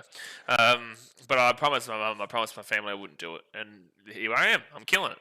But if I was to gamble, when it comes to rugby league, I don't lose that much. When it comes to like horses and stuff like that, you lose a lot. So I definitely stick away from that. Definitely. He's pushing his luck here, Brandon. Brandon's pushing his luck here. Definitely, for sure. That's all right. We came with the arrangement. He's just got to hope they don't get above 134. 133. Because I got 133. No, I'm not like Harrison. Harrison, he can't win a bet to save his life. Not even to save his life would he win a $1 one bet.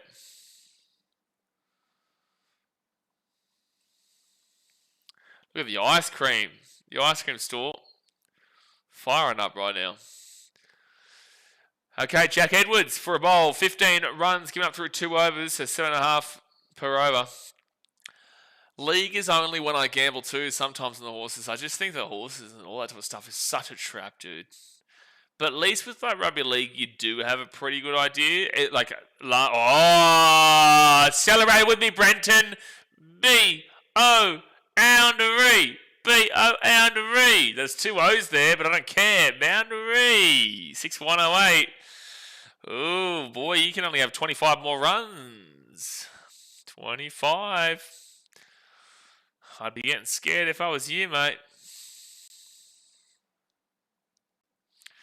Because I do remember you said you'd become a member for $5 if you do not get it correct. I did see you say. I did read it. It was in the contract.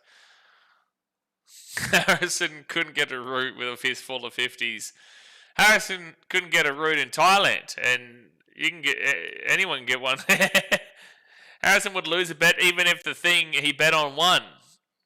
Yeah, because he would have bet on it at like 97 cents. So you win, but you lose 3 cents to the dollar. And that's going to be double. Just put the house in the Titans and forget about it. Forget about it. Forget about it. Especially if they're playing Newcastle. Oh my gosh, especially. Oh, there's a fire going on here at the Perth Stadium. What's happening? It's like a massive fire. It's like there's smoke billowing. There is smoke billowing out of Optus Stadium. I got the bite, man. I got the bite. And that's going to end up being a 4 for Richardson. Brendan says I've been a member over a year, you muppet. Of course I know you're a member. I can see the C next to you. I just wanted to get you to bite. Oh, dude, I see you drop the 50 bomb all the time.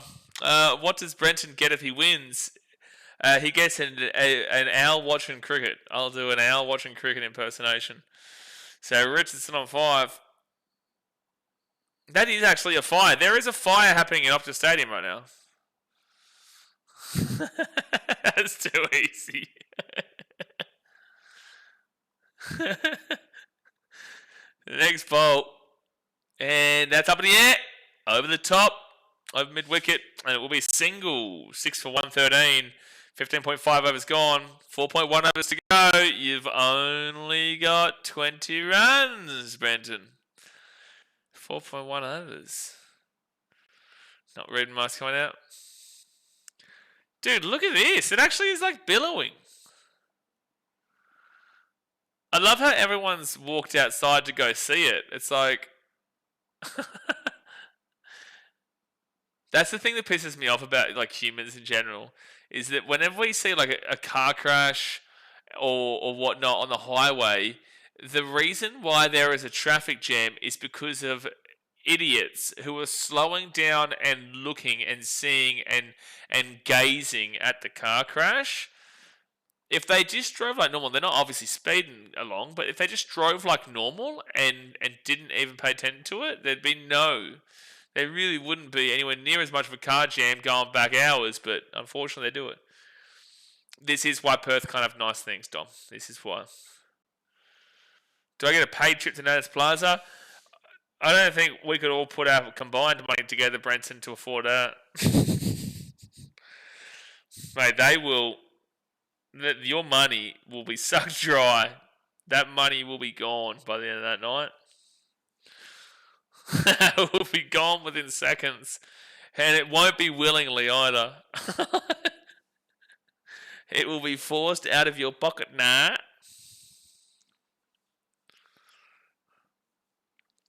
So Turner on 13, Richardson on 6. 6 for 114, 4 overs to go here. Sean Abbott bowling. Oh, dude, K's really getting me going today. Really getting me going. It's been so good recently too. Okay, I think it's back on. I can hear it. Yeah. Hello, Madrid says, now imagine being a Dockers fan, Scorchers fan at this moment. What has the Dockers got anything to do with anything here? What does the Fremantle Dockers have quite literally anything to do with anything? You know the Scorchers aren't out if they lose this, right? That means that they play the winner of Stars Hurricanes on Friday. That's going to be a single. Current projected, by the way, Brenton, 142. A little bit, that looks like it might be a little bit above the 133 as the projected. And that's on the lower end, mate. It's not looking... like when they go and get 20 runs in an over, it's not including that. Paying trip to Natas Plaza, crazy. Took me 1 hour and 19 minutes to get home, which is usually 15 minutes because the cement truck rolled over on the highway. Yeah, but that's probably blocking off the whole highway, isn't it? That's a way just for a single there for Turner. We on 15. Brenton, if you ring the bell, you have all of a sudden 10 girlfriends. Yeah, but you're also broke. You ring the bell and you are absolutely broke. You are gone. You ring that bell. So many punters fail there, bro, because they don't know. I only imagine like the young lads who are like 18, 19 years old going to tie. Whoa, good bowl, misses the stumps. You know, the young punters who go to like Phuket or Bangkok and whatnot, 19, 18 years old, even Ho Chi Minh. And you ring the bell because you think it's like to get the attention of the waitress. Because for obviously for Australians and for Kiwis and for us, ringing the bell usually does mean getting the attention of the waitress or the waiter. But you do that over there, mate, you're paying the whole bar's tab. And that's a good shot for... Wow, that's amazing fielding. Wow. That's outstanding fielding.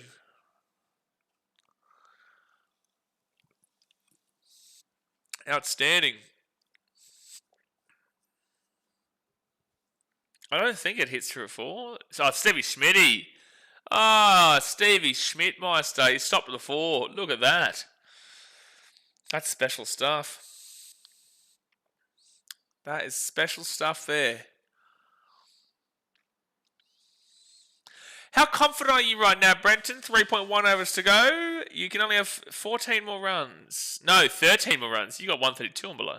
Oh, swing and a miss. That'll help you. All right, 17 overs bowled at 6 for 119. Stevie from Sutherland Shire, is he? So is Stevie Smith like a Sharks fan then? Does anyone know? If he's from the Sutherland Shire, surely.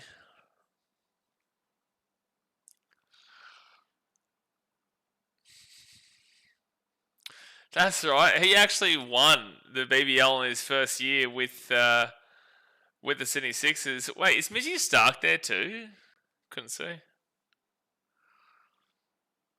Show us the popcorn stand.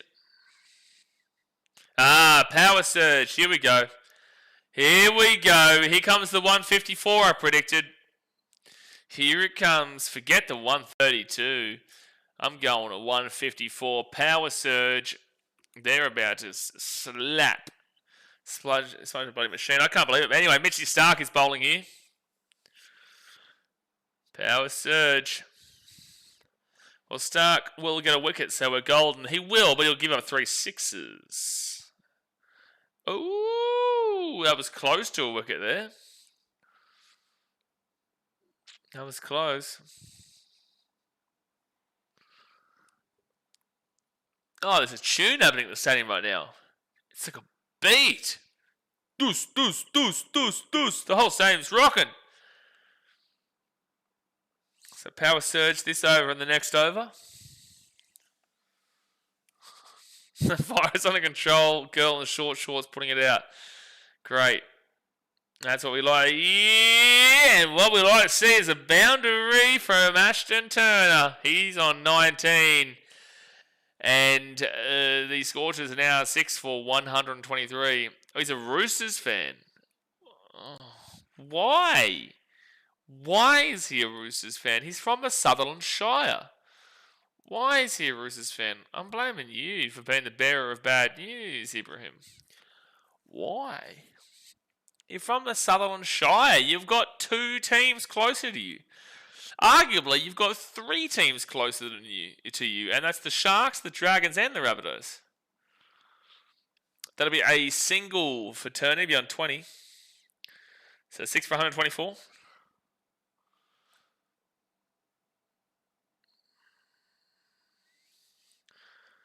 Well, Staggy's just trying to help me get over the line. Then he's going to pump through like 4 wickets. Brenton, that's just what he's doing. He's just getting me over the line. I gave him a quick call at that break before.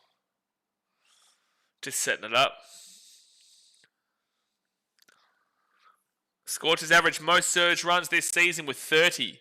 Well, if they do that, then I'm looking pretty sweet for my 154 prediction. Oh, that's a 6. That is a 6, son. Go on. Turner goes slap.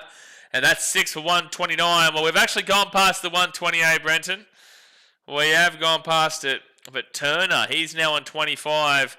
That's 10 runs so far off the power surge. Might be cooked here.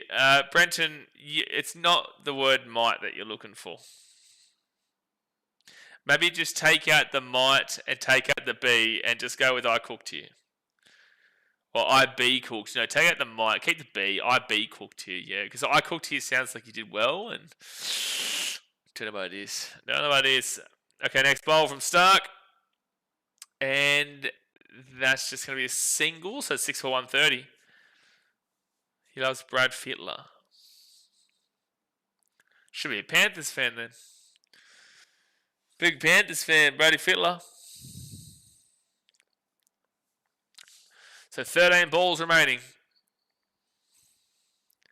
Dude, if we were doing a full ODI tonight, I don't know if I'd survive a day. I'm so tired, and we're only about to get through the 18th over. We wouldn't even be a quarter of the way through the first innings. No, we would be over a quarter away, but we'd only have just gotten past the quarter mark. We wouldn't even be halfway through the first innings. I picked up some melatonin today, no jet lag for me, hopefully. That's going to be probably 2 runs here for Richardson. He should get to 11. I leave at like 11:30 at night on Thursday, so I get a good sleep. I'll get a good sleep to Hong Kong. It's a 10-hour flight. Arrive at like 6:30, 7:30 in the morning or something like that. So get good sleep. I already basically am on Asia time because of my ODI streams lately, where I won't go to bed until 4 or 5 in the morning. And 4 or 5 in the morning is like 11 p.m., 12 a.m. there. So the late night streams have actually worked in well for me. And tomorrow night as well, we do have the New Zealand versus India T21. That'll start very late. There is still a chance, just need all wickets now. You need a wicket on the next 4 balls, mate, because they're already on 132. I am looking more likely to actually be spot on with my 154. I don't think 22 is out of the equation with a power surge and also another over. That's going to be a single, so it'll be 6 for 133. So, Brenton, you owe me a membership, mate. Nelson says, game over with this score or no? It's a good question, Nelson. It's very difficult to read right now. I think the Sixers should have enough to do to the job in here. The Scorchers are going to need to regather and go up against Hurricanes or Stars based on tomorrow. But I don't think that they're probably going to land at probably around the 154 mark. It's what I would say. 154 to... Yeah, between 150 and 155, I don't think that's enough. I think when you've got guys like Steve Smith and Bubba Razam and Josh Philippi and Jacko's a big fan of Bubba Razam. When you got these guys in the team, they should be able to do it. But they're getting some runs now. Richardson whacks in a big time 6, baby. Big baba 6 there. And that's 6 for 139. Does the flight go straight from Fiji? Yes. Nandi to Hong Kong.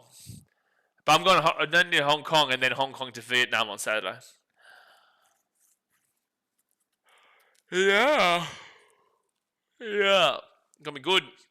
But luckily for me, I was able to use points. I was able to use points on my business, which would be good. All the way through to Ho Chi Minh. Business class, because I was able to use points.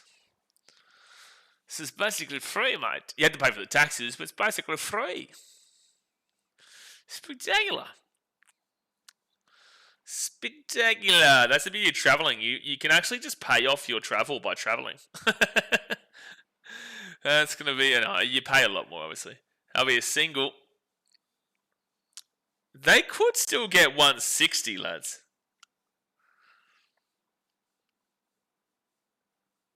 Six is nothing without Smith batting-wise. Ibrahim, listen... When we're talking about a go to the game, I don't want you to ever not mention Bubba Razam. Bubba Razam might be the greatest that ever did greatest. There is no one better than Bubba Razam. All hail King Baba. All hail. All hail. Let's not be disrespectful. Let's really give credit where credit is. Let's all just give credit where credit is due. King Baba, number one.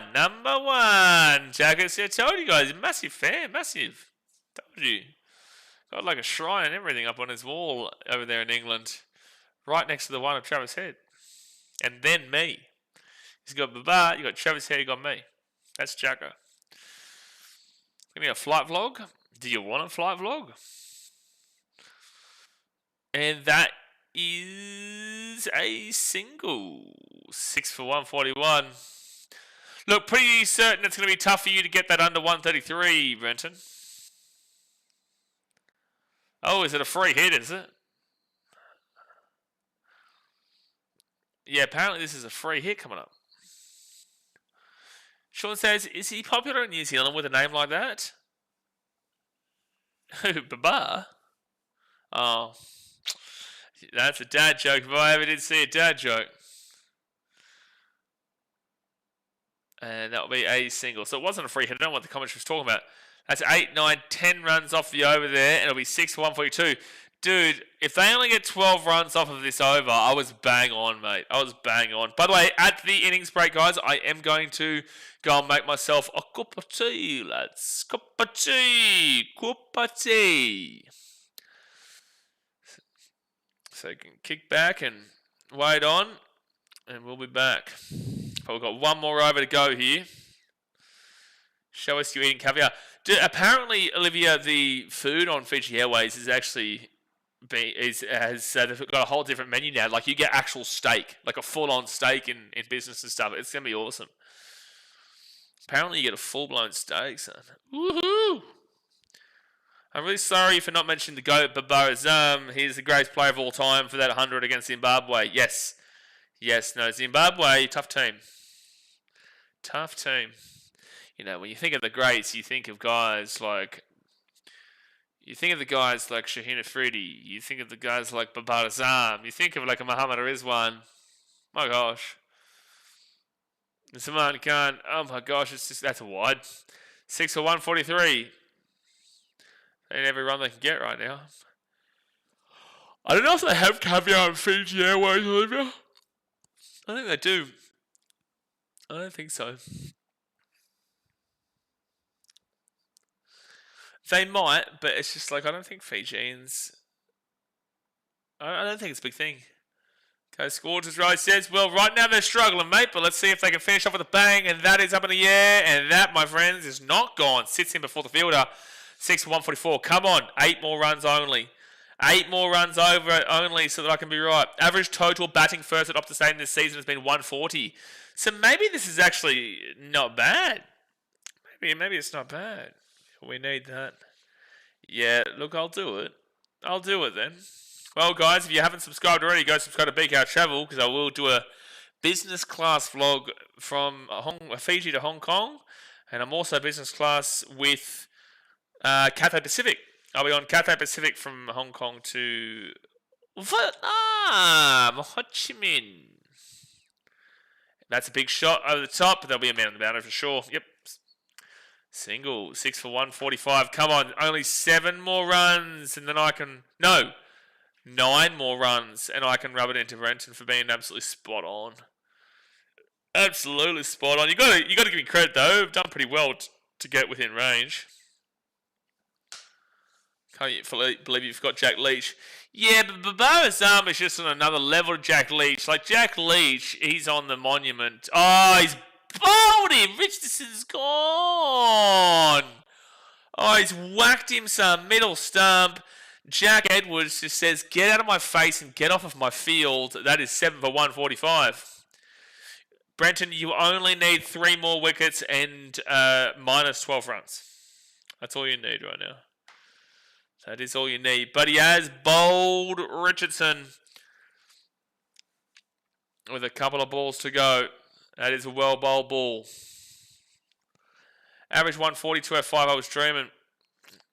Yeah, well, maybe this is actually a decent enough total then, to be fair.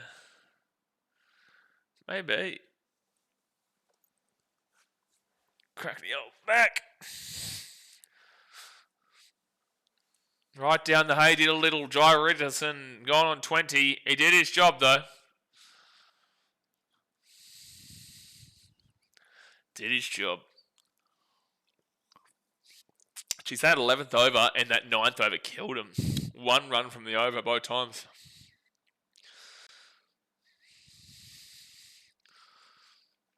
I'm looking forward to the Stevie Schmidtmeister and Babar Azam show, though.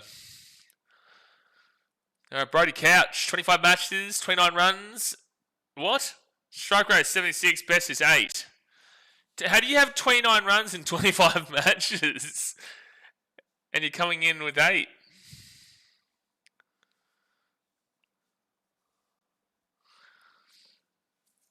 Alright, let's see it finish up. Last 3 balls.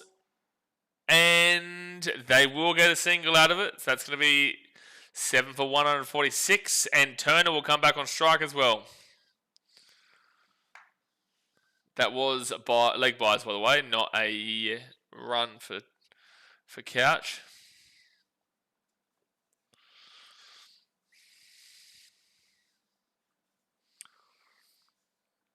Obviously, if he hits the stumps there, it gets him.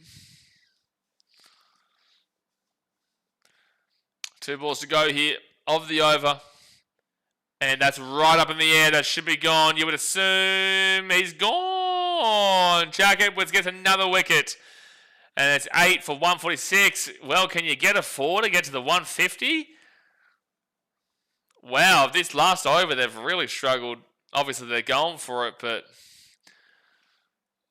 Ashton Turner goes out to fetch it, puts it up in the air, and he is gone.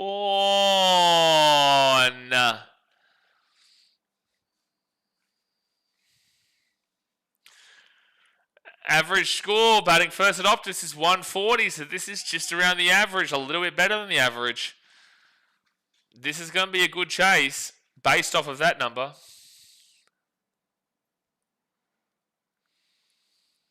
Pain. Unleash the dab of pain. Brenton's on the edge of his seat. What do you mean? He already lost. We gave him 132. He's already 14 runs too late, Olivia. What do you mean he's on the edge of his seat? He already lost. Oh, that's up in the air. We'll go into an easy area, and they will only get the 1 run from it. So it's going to be 8 for 147. I got pretty close to my 154, that's for sure. But it's going to be interesting to see what the Sixers do here because, as I said many times, the average of the first team batting at Perth Stadium this season has been 141 is what the average is. They're at 147. So this is the innings break, guys. I'm going to go make myself a cup of tea, lads. Cup of tea. Hit that thumbs up button. Subscribe if you're new around here. I'll be back in about 5 minutes time.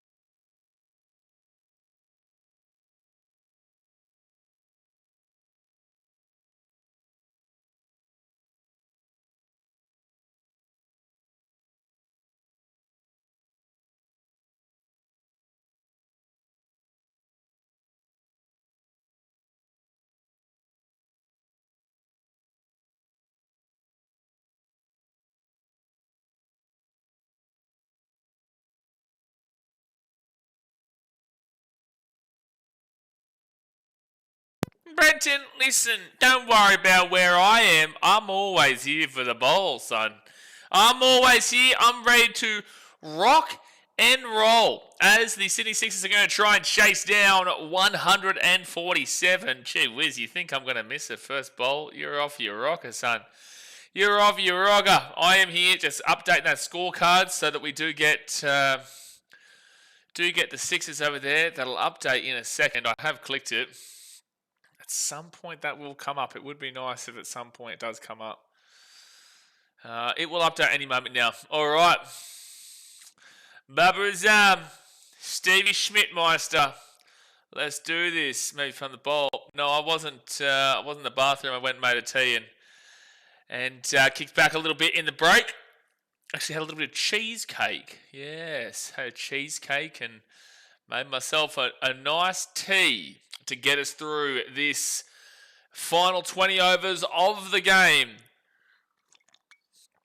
Target of 148. I do think the Sixers do it, but the average score for a first innings at bat is for 141.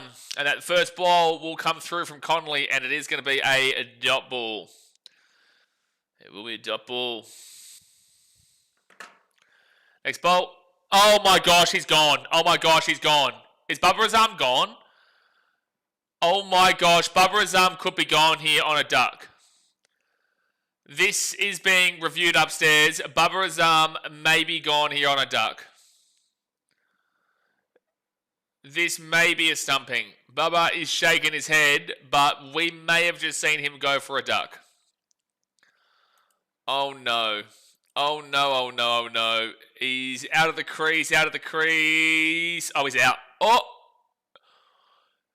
That's very close. I think they'll keep... Oh, this is close. Jeez, that's a tough call, man. Here we go, here we go, here we go. He's up, he's up, he's up, he's up, he's up. He's still up, I think. I think he's out. I think he's out. I think he's out for a duck. Yeah, I don't think his toe was down.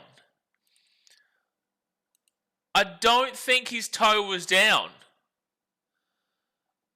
I think it's a tough call. It is a tough call, but I don't think his toe was down, man. Sixers fans pumped.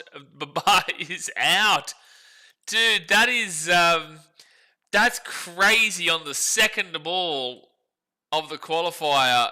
That is actually crazy. And now the KO's gone down too. The whole of Pakistan must be absolutely freaking out right now and screwing with my stream. Yeah, he was out. So it is one wicket down, and Philippe comes on, and he's going to get a single. That's actually crazy, dude. Oh, man. Oh, he's going to get roasted tonight. Yeah, Tony Babal made this interesting. Again, though, it doesn't need to be made interesting because 148 is absolutely doable, but the average first innings score is 141 here. Oh, but Stevie Smith says, get out of my face with a 6. That's the Stevie Smitty we know. Oh, maybe Baba goes out, but you're not going to say bye to Steve Smith. Stephen Smith. Oh my gosh, Stephen damn well Smith. Great start with the Sydney Sixers. They fortified their win with that wicket. That's crazy, man. You know what? I reckon they'll jump on social media and try and claim he wasn't out, but you can see his toe was up. He wasn't in. But then Steve Smith just says, see you later, up Broadway, 85 metres with the 60. Slam! It's a slam. Well, they did get 6 runs off the first over. The Scorchers, I think they had a wicket very early too. Maybe not as early as that. It wasn't 1 for nothing. Also, fun fact for everybody, not everyone knows this. Do you know that Australia is the only country that says the wickets before the runs? I don't think New Zealand does either. I think it's only Australia.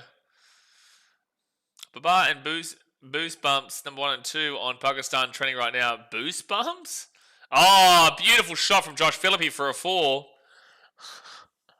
Oh, no.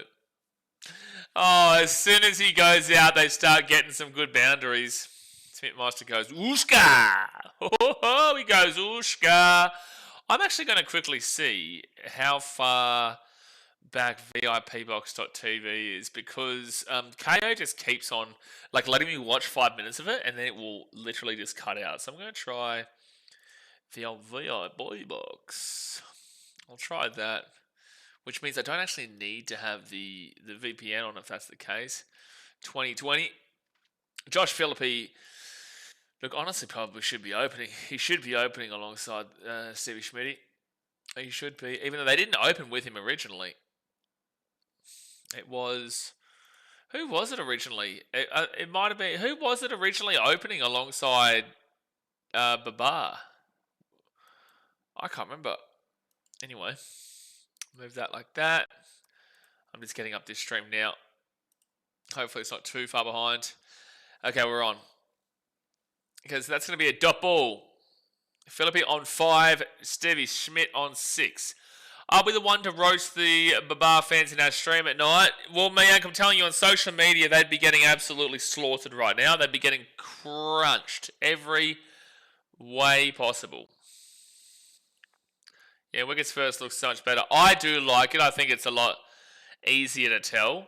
But it was because back in the day, I found this out the other day actually, back in the day, an ex-player of ours, dot ball, an ex-player of ours didn't like the way the English do it. Obviously part of the Ashes rivalry, and didn't like the way the English did it and said, screw this, and then changed it. Oh, was it Moses? It wasn't Moses on Ricks, was it? Opening originally? At the beginning of the season, I don't think it was it? Do you know about the meme where Babar said boost bumps and Pakistan fans bring it up 24/7 once he gets out? Pakistan fans do, or Indian fans? I reckon it's probably Indian fans taking the piss out of Pakistan like they do with their Zimbabwe stuff. And, oh, that's not hit hard enough, but it will be a single. Looked like it was going to be a good shot up Broadway.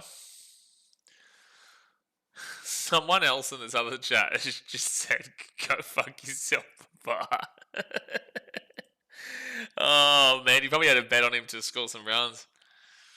King Bob says, bowler currently is Jai Richardson, mate. Is Jai Richardson, the old Richo. 1.4 overs in. He's bowled 131, 138, 135, and 117. Wow, he went with a real slow ball just then. And that's why you didn't see the power on it. But Jai Richardson, he's going to have 5 runs in the over. And it is going to be a single for Steve Smith, who'll now get to 7. Who you going for, King Bob? Who's your team? Goosebumps. Was that like a reference? Surely that's referencing Goosebumps and he just got it wrong or something. Hey, there's a 4. There is a 4 for Josh Philippi. And he's on 10. And the Sixers, they're actually getting some runs early here. Yeah, Indian fans probably do it mainly. Daniel Hughes open. Thank you. That's the one, Gans. That's the one, Daniel Hughes. Originally.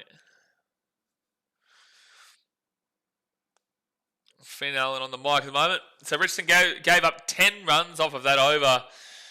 At this point, I feel like the Scorchers might have been 2 wickets down, or it was really close around here. They lost 4 wickets before the 8th over. I feel like they were 2 wickets down maybe within the first 3 overs.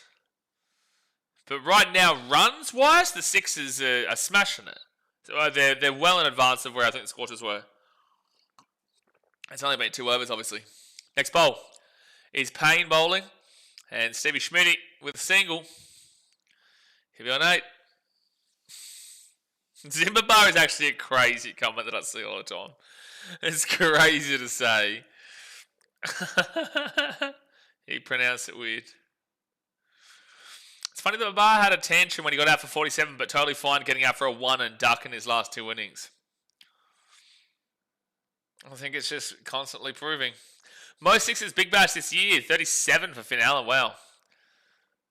Good shot there for probably 2 runs. Yeah, should be 2. Should be 2 there. It's be 1 for 20.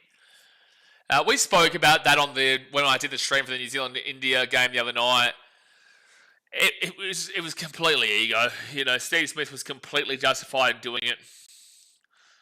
It was the problem with Babar is that it's not team, it's individual. So 128 runs needed from 106 balls, and that's going to be a dot ball. Dot ball.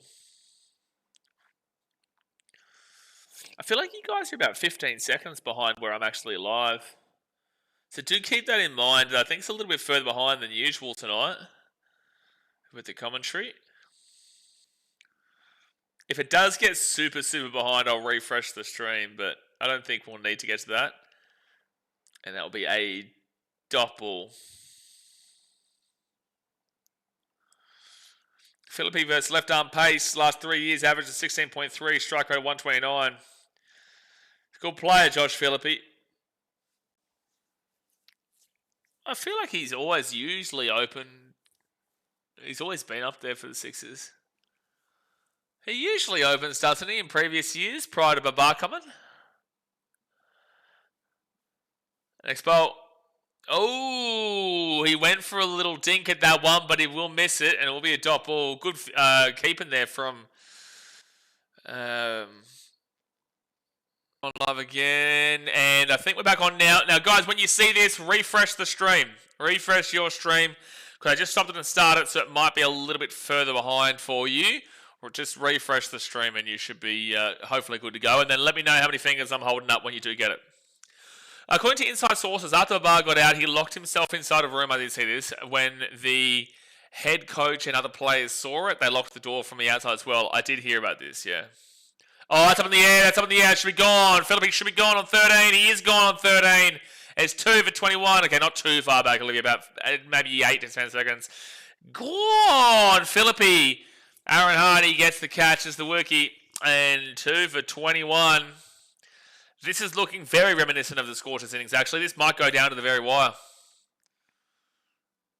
Yeah, Perth have done very well to make Smith only face 3 balls.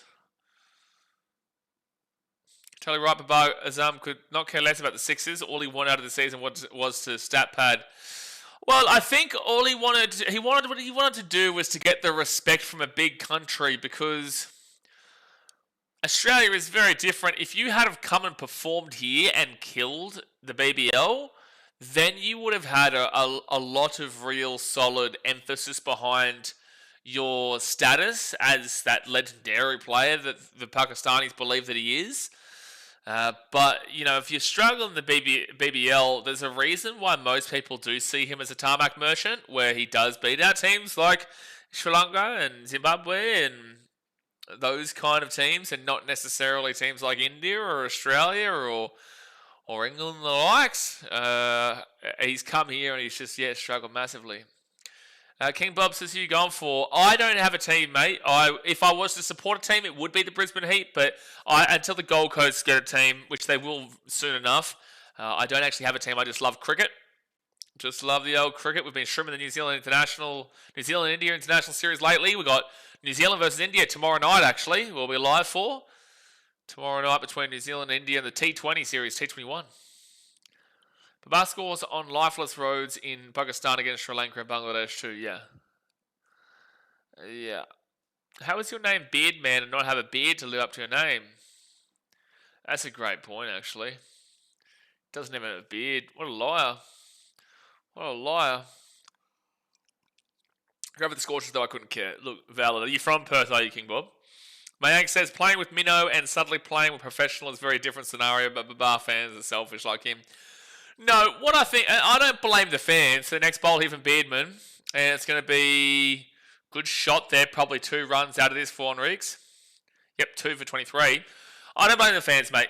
I blame the publicity, which is great. I don't blame the publicity, but I blame the publicity for the thought process. By the way, Fox Win has the Sixers at 59%, Scorchers at 41%. I think that's relatively harsh. But while Steve Smith's in there, anything is possible.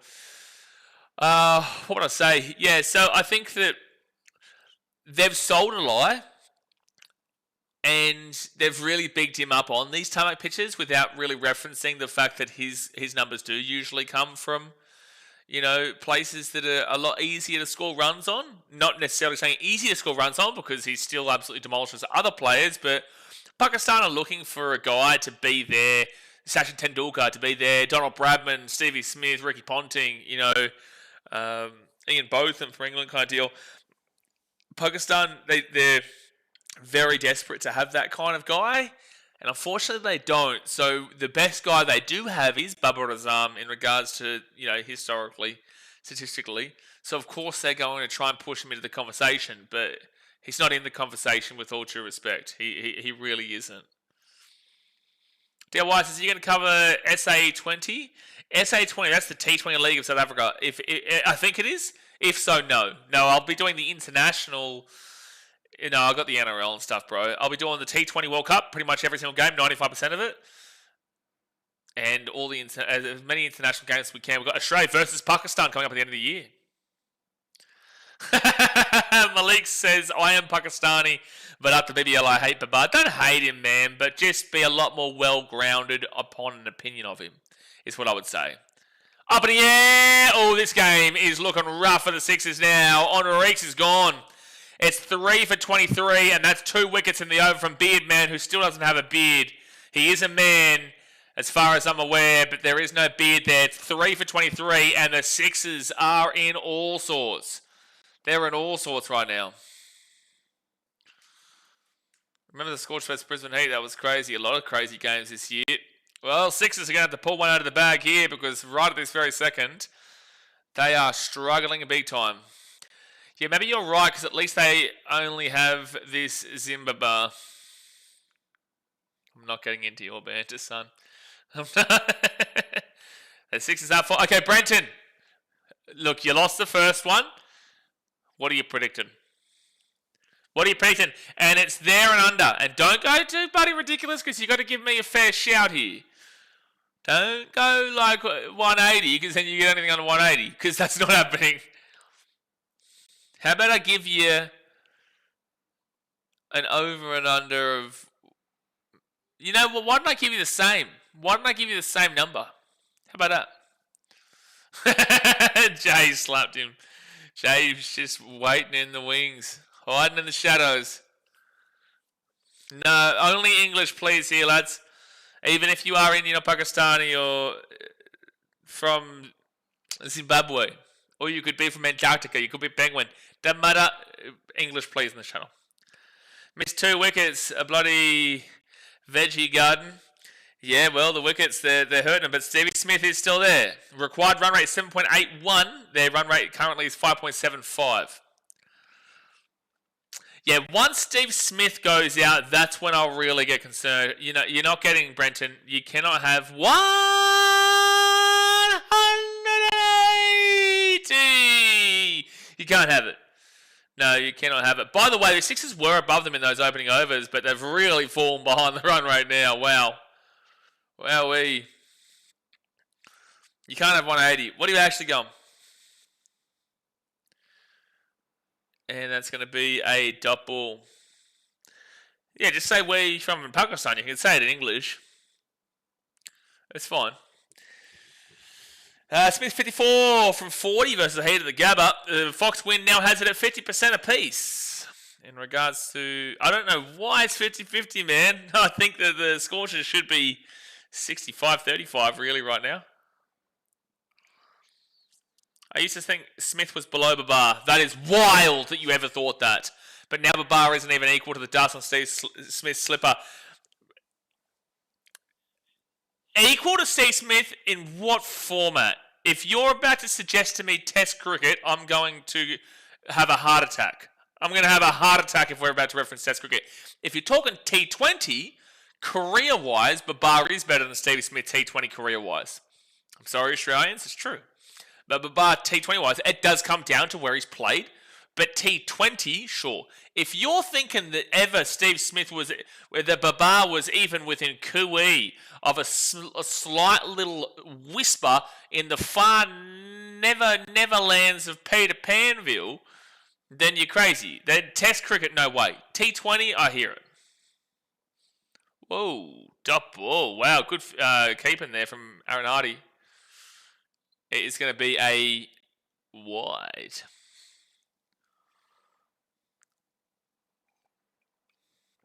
Oh, they didn't call it wide. He's starting to become an Aussie good lad. Yeah, he's starting to understand. He's starting to get. I think because he's on these streams as well, so he hears how we speak. So Lachlan Shaw is at the strike. Nah, Mitchell, we don't really have the Baba stands at the moment because they're all not too happy. That's for sure. They're not too happy, champion. Not too happy. But I think that if you're a real cricket fan, like Malik, right? That's a very good comment from Malik. I have to reply in regards to the Test cricket thing because I think that's ridiculous to even put them in the same QE. When it comes to Test cricket, but when it comes to T20, it's fine. But like that's a sign of a mature person when you can look at it and go, "Hey, listen, maybe I was wrong. Maybe I was wrong." And if there is a Pakistani here who can admit that, that's great because it means that you've matured past the point of just fighting for no reason, really.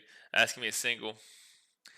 Mayank, a best Test player, Smith playing T20 like a T10, and there come the number one ranked T20 batsman's Babar playing like a Test. Fair. King Bomb says, maybe don't open Babar with Smith. Well, there's only 2 more games left of the season for the Sixers if they lose this, or 1 more game left of the season for the Sixers if they win this. I'm waiting for 29th of January when Pakistan will beat you. Oh, Malik, you're doing so well, bro. You were doing so well.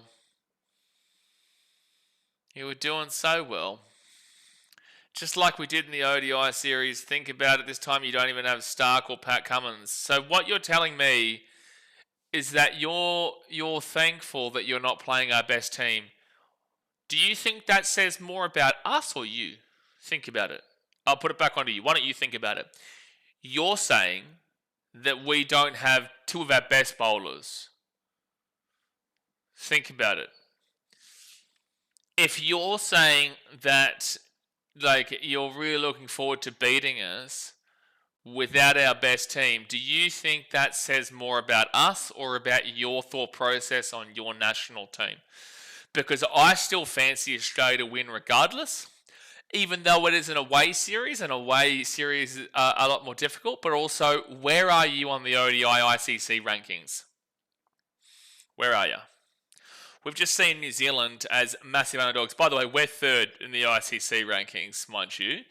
Actually, did they update the ICC rankings? Have they put New Zealand first, or is it still India first? It's going to be 2 runs here for Lachlan Shaw.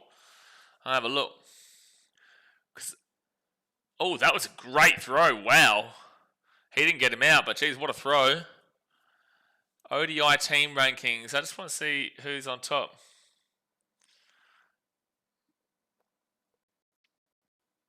I miss Babar's duck. Well, smack my ass and call me Garen. No, so New Zealand do... Oh, no, it hasn't been updated yet. They haven't updated it after the last game, so I don't know. But Pakistan is currently ranked 4. Australia is currently ranked 3. Well, you better hope you win, mate. You better hope you win that because you're at home against a weakened Australian team. So you better hope you damn well win that. And that is going to be... Malik, you don't win this conversation, bro. My best advice is to not try and go down it. But that's going to be 2 runs to Steve Smith on 11. Tell me one thing. Last time... Same played a good innings, but now a new talent has come in. Kuwaj and Nafay, look him up. He's very classy. Oh, I'll see you in the ODI. I'll see him, and I'll give you your fair credit if you go and win it. But at the end of the day, you've already said it yourself. We're without 2 of our best bowlers, and you're celebrating that. This is the thing, not for you, but for in general. If you are celebrating injuries or you are celebrating players being rested and not playing, there is a problem with your team, not the opposition team. If you celebrate that, because as an Australian, at every single opportunity we want to play your best team. We don't want to play your C team. We don't want to play your B team. We don't play scrubs. We want to play your best because we want to beat your best. But if you're thinking the only way we can win is by not beating their best, you've already lost. You've already lost it. You've lost the mental game. You cannot celebrate injuries and players not being there. It shows a weakness in the team. It shows a weakness in the mentality. Do you disagree? Tell me why you disagree. If you disagree, fair enough, but tell me why you disagree. Even as a Gold Coast Titans fan in the NRL, my team absolutely sucks. I still want to play the best Broncos team and I still want to play the best Storm team. I don't want there to be any excuses. Because then if we go and beat the Melbourne Storm in Melbourne, well then people will just say, well, Harry Grant wasn't there or Jerome Hughes was out or Cameron Munster was injured. You have to beat the best to be the best. That's what New Zealand just went and did in India.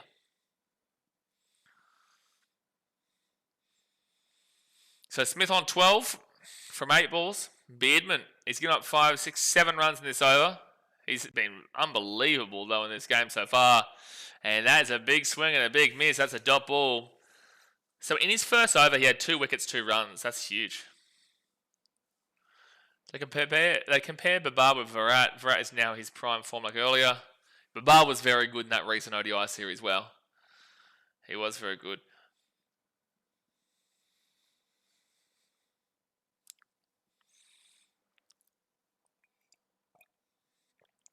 Evidence for the Scorchers.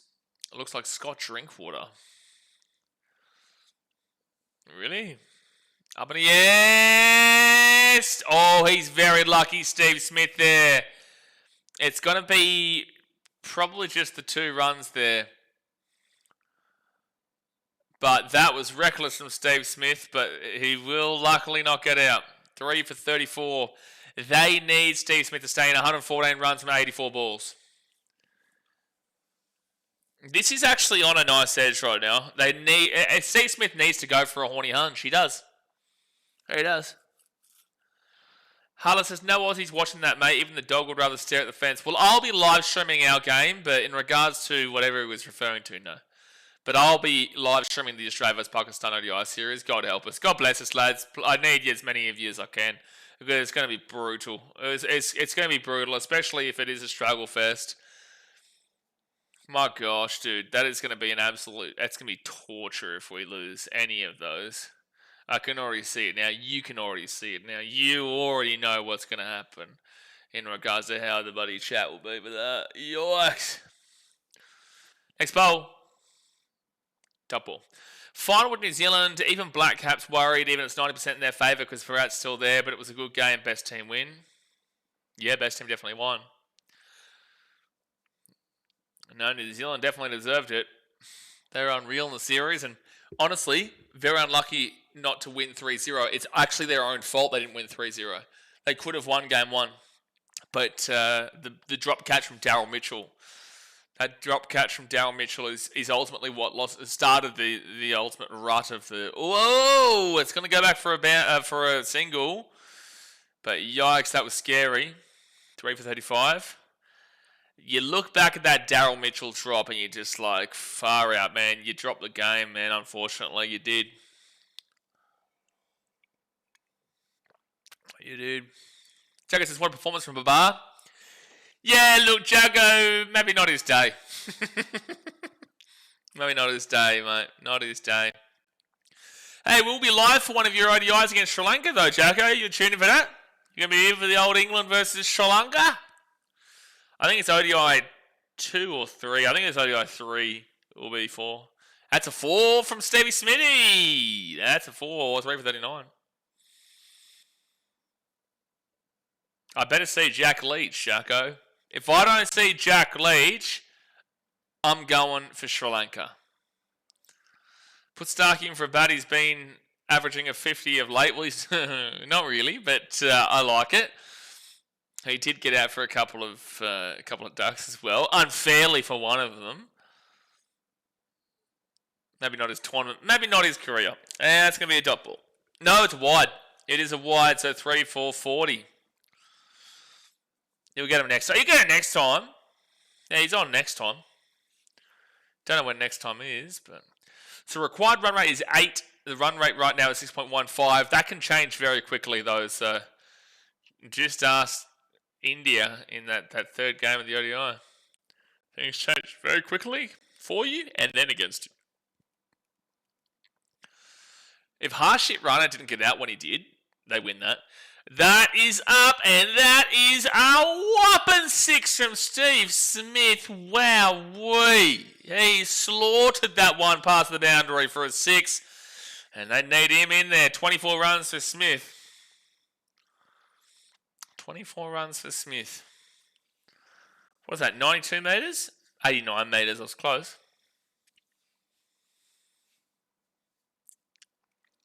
See you later. Jack Leach is the greatest spin bowler of all time. Prove me wrong. I'm not going to do it. I can't do it. It's not possible. It is not possible to prove you wrong. Asking us to prove you wrong is bullshit, really, because it's not possible. Jack Leach is the greatest bowler of all time. Not just spin bowler. Let's not limit him. I bet you if he wanted to get some pace going, he'd get about a good pace of going around the 88 kilometre an hour mark. That's speedy. That's speedy stuff for Jackie Leach. Why is there a guy with an L plate hung around his neck? What is he doing? Scoreboard refresh. So they need 100 runs. Scoreboard refresh. Well, that's still moving. If that's still moving, then it should be fine. I will refresh it, but if that's still moving, it means it's usually them. Alright, but I will refresh it. Give a quick glance over this. Does this need to be refreshed as well? Actually, I think it does. So I've refreshed that, and we'll try and refresh this bad boy too. Even though that is still moving, so I would assume it probably is on them.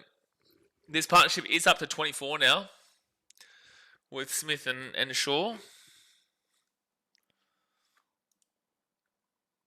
Okay, so that will update in a moment. I have refreshed it, so it should come through at some point. Okay, now it's updating. So Aaron Hardy up for a bowl.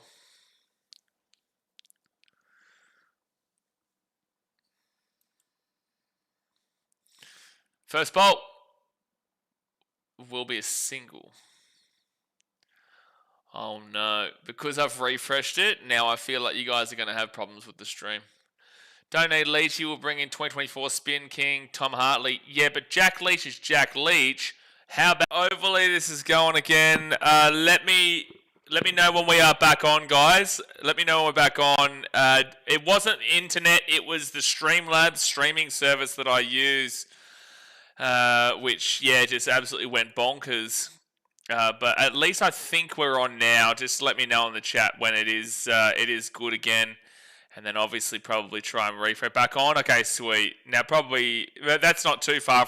If it's back on, it's a drinks break right now. There was 2 wickets, so it's 5 for 64. I remember the Scorchers were 4 for 80. But yeah, no, it's not internet. It's the streaming service. I might consider looking at different streaming services going forward. Or I might even just use my laptop again, which is what we covered when we were traveling for the NRL, doing our NRL coverage last year. We were using the laptop overseas rather than the big computer here. But yeah, frustrating. But look, it doesn't look like the Sixers are doing too well anyway, to be completely fair. It doesn't look like they're doing too well. Joel Davies, he's on strike right now for his first ball. Sixers are looking pretty done and dusted right now. They are looking pretty done and dusted. Required run rate of 8. The current run rate is 6.84. The runs aren't the problem. The 65 runs is not the problem here at all. It's the wickets. 5 wickets down is what's the brutal part. Did your OnlyFans get scammed? I think so.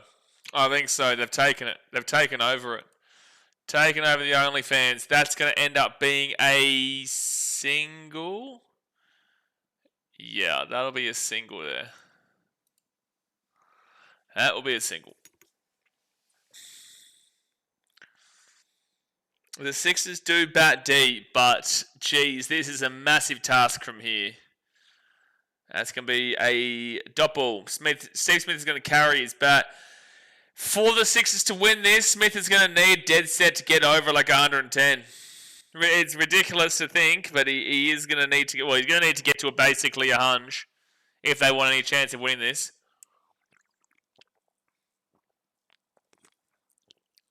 Thing is, everybody said, man, the Sixers are bloody awful. How the hell did they make it to the finals? It's not even about the fact that they made it to the finals. It's about the fact they came second. They came second. So they still will play on Friday against either tomorrow night's winner of the Stars or the Hurricanes.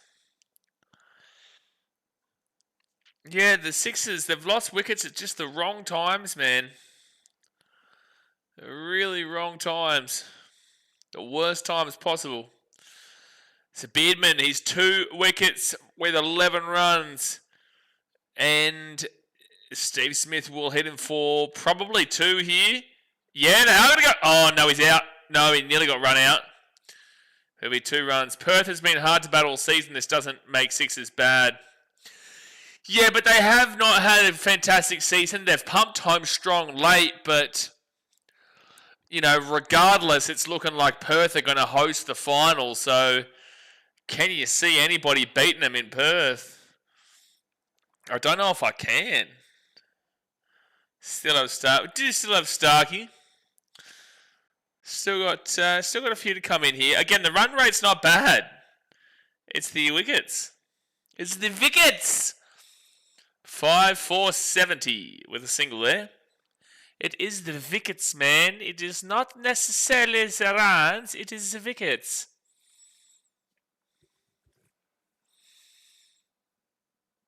Because, you know, we're halfway through the Sydney innings and 69, so 120, 129, 138, and then you usually add on a good 20, 30 runs off of the halfway point. You know, so that should actually clean up in regard. Oh, that's a 4. That's a 4 there from Davies. That's huge. They need that from Joel Davies, and it's 5 for 73. You love to see that. You need to see that. Oh, that's really crucial, man. Again, the runs aren't a problem. They are in front in a lot of ways of the Scorchers runs-wise than where the Scorchers were, but wickets-wise, just no. At least this season has not been predictable. Yeah. They will get a single out of it. So 5 for 74. 74 runs needed from 56 balls.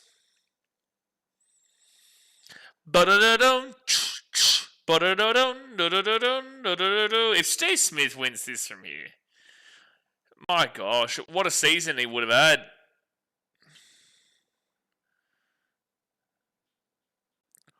But you need Steve Smith on strike. I know Joel Davies just hit it 4, but he's 37 from 23, Steve Smith. He's seen the ball well this tournament. And that's a 6 right there. He is seeing the ball. Oh, no, he's out. Oh, I thought he whacked that for a 6. He's actually out, Steve Smith, and that should be the ball game. That should be the ball game. Oh, no way. Oh, Smitty, yeah, the Sixers look cooked now. He had to keep on pumping in the runs, but that is a bad time to go down. And he is fuming. And that is probably the game, and you're probably looking at your finalists right now of the Perth Scorchers playing at home on Sunday in the BBL final.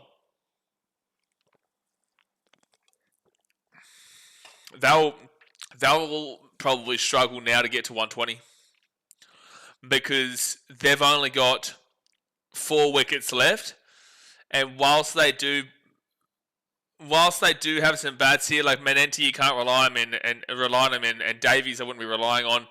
This would take a tail wagging to get over the top here. This would take a massive wag of the tail. Ben Menenti comes in.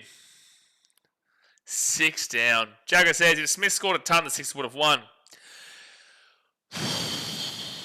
Listen, it would have been an extra 63 runs. I don't know if I could have backed the other guys to get the extra 10, so I think you're full of shit, Jacko. It would have needed 11 runs from the rest of them. Don't know. Steve Smith would have needed to get maybe 110, maybe 150, maybe 200, which was entirely possible, but he just didn't want it to be too easy, I guess.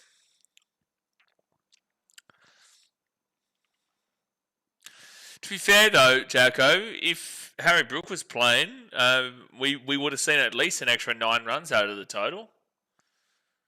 Sean Abbott single-handedly beat Brisbane Heat once after sixes being 7 for 40. I do vaguely remember that. 73 and 54. Again, the runs is not the problem. It's the wickets that are the problem here. They are getting enough runs. Ibrahim, he's taking a piss. He's using his love of the word if. He loves the word if, Jacko. Big fan of the word if. Just as much as he loves the words Bubba and Azam. Oh! I don't think he's out. No. Dot ball. Tell you what, though, when there is a wicket, like this atmosphere is just going crazy. It's not a take. No, Ibrahim, he's being serious. I was joking about him taking the piss. Jacko was being deadly serious. He is quite well known for bad takes. So if he ever does say something that starts with the word if, take it very seriously. Take it extremely seriously. Take it like your life depends on it, actually. Because Jacko means every single word that he says when he says if first. And that's going to be a single. Oh, 2! Yeah, they do get 2 runs there. 6 for 79. 71 runs from 52 balls.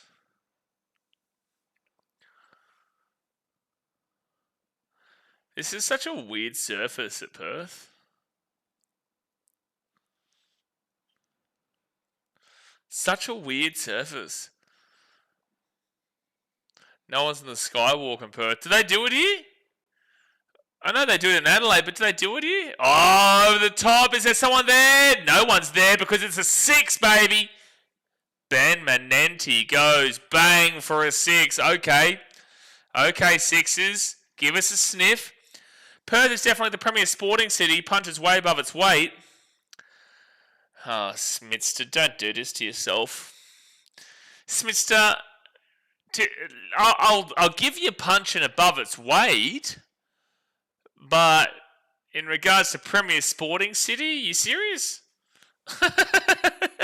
Punching of its weight, love it. Premier sporting city? Come on, man. That's a single for the Sixers. Adelaide punch above its weight more. No. Perth more. Go first would be the Gold Coast. And then it would be... Well, look, I think if you're going to compare, I think Brisbane beats out Perth. Argue me. Obviously, the significant debate is between Sydney and Melbourne, but why is Brisbane not a part of it? Why?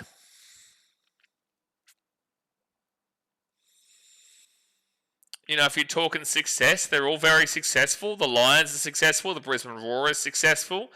The Brisbane Heat is successful. The Brisbane Broncos are successful. NRLW and AFLW are both successful. The basketball is very unsuccessful. But pretty much every sport in Brisbane is classed as a successful franchise. And then you've got Origin too at Suncorp, which is, like, with all due respect to New South Wales, even though you can eat a dick because I don't like New South Wales because I'm a Queenslander. But at the end of the day, when people think Origin, they think Suncorp. And tell me I'm wrong, if you're a New South Wales fan, non-biased level, when you think Origin, do you think Accor or do you think Suncorp? I bet you think of the Cauldron. Melbourne, Sydney, Brisbane, Perth, Adelaide. I'd agree with that order.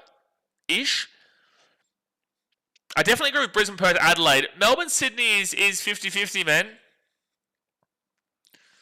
Melbourne, Sydney's 50-50. I probably would lean Melbourne. I probably would. I would lean Melbourne. They got the Australian Open. They got Formula One. Obviously, they got the AFL. They do have an involvement in rugby league, a significant involvement in rugby league. They've obviously got the MCG for the cricket, which is a globally renowned stadium. Successful in the NBL with Melbourne United. And also now South Melbourne Phoenix. I think they've won, haven't they? Oh, he's gone. Ben Menenti is gone. Another wicket, lads. Another wicket. 62 runs from 45 balls, and they've only got 3 wickets in hand. It's because it's next to the Gold Coast. Everybody forgets about them. It's looking like the Scorchers going to be hosting the final at home on Sunday. Perth, Melbourne, Adelaide, Brisbane, Sydney. Smith, how are we going to take your opinion seriously when you've just given me that shit? You just put Adelaide above Brisbane and Sydney. That'll do me. That'll do me. That'll do me. I don't disagree. Perth is underrated. I said Perth punches above its weight, but it's not top 3. It's definitely not Sydney. Biggest population, but underwhelms in all the big sports. Are you talking on a successful radar? Like on a successful area? If you're talking success, I'm going Brisbane. Number 1, if you're talking success. I'm going, if you're talking purely based off of successful sporting organisations, I'm saying Brisbane's number 1. If that's how you're basing it off, because that last comment makes me base it off that. If you're talking about that, then you can't even add Perth into the conversation. NBL and cricket, sure. AFL, they're largely unsuccessful through West Coast Eagles, and like West Coast Eagles isn't largely unsuccessful, but comparatively so compared to your teams like your Collingwoods and your Geelongs and your Carlton's back in the day, I guess. You know, these teams all the way back then, Hawthorns and whatnot. You can't compare an AFL to the Victorians, and then when it comes to rugby league, you're not even existing just yet. Next year, obviously, you're existing. When it comes to cricket, you do have the most. It's 5-3. You got 5, then Sydney's got 3, and then Brisbane's got 2. When it comes to the NBL, you've been very good, but when it comes to the big bopper sports of this country, I wouldn't necessarily say at all. We'll be in Perth when the final's on. If they win, don't know whether to go or not. Can't really be bothered, but I'll see. Well, we'll be here streaming, Mitchell, so if you don't go, you can tune in here. Why are you going to Perth? Are you going to visit Smithster? What's your criteria, Smithster, for what you're saying? What is you have to be basing this on a criteria. You can't. There's no way that you're basing it, because you've just said underwhelms in all the big sports. If you're talking underwhelms, then I'm going Brisbane as the premier sporting capital of Australia. If you're talking about the amount of sports that are in a city on a big-time level, you're taking Melbourne. If you're talking about the sexiest sporting capital of Australia, it's the Gold Coast, baby. The sexiest. But I'm just trying to figure out what criteria you're basing your comment on. You're underselling Perth in the codes they dominate. In regards to the BBL and the NBL, how many people do you know that watches the BBL and the NBL? The NBL sure has an audience-ish, but it's not massive. Because you've got to remember, when you're talking sporting capital of Australia, you're talking you need to be a primo team in at very minimum one of AFL or NRL. At very minimum, because they're the 2 main sports of Australia.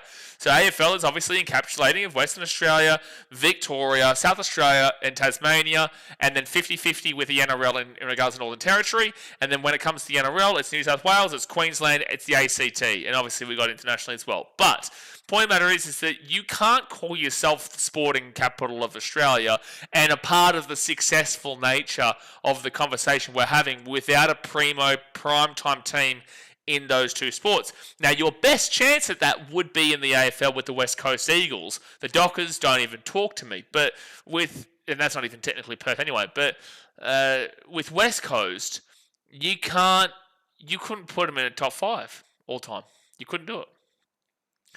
So you can't put that in the top 5 all time, but comparatively so, you're trying to use the domination of the NBL and the BBL as a justification for, and again, your opinion's your opinion. This is just conversation, but you're trying to justify Perth being the most successful city in Australia off of 2 niche sports. You know, Australians don't care about T20. Australians care about Test cricket. Australians don't care about T20.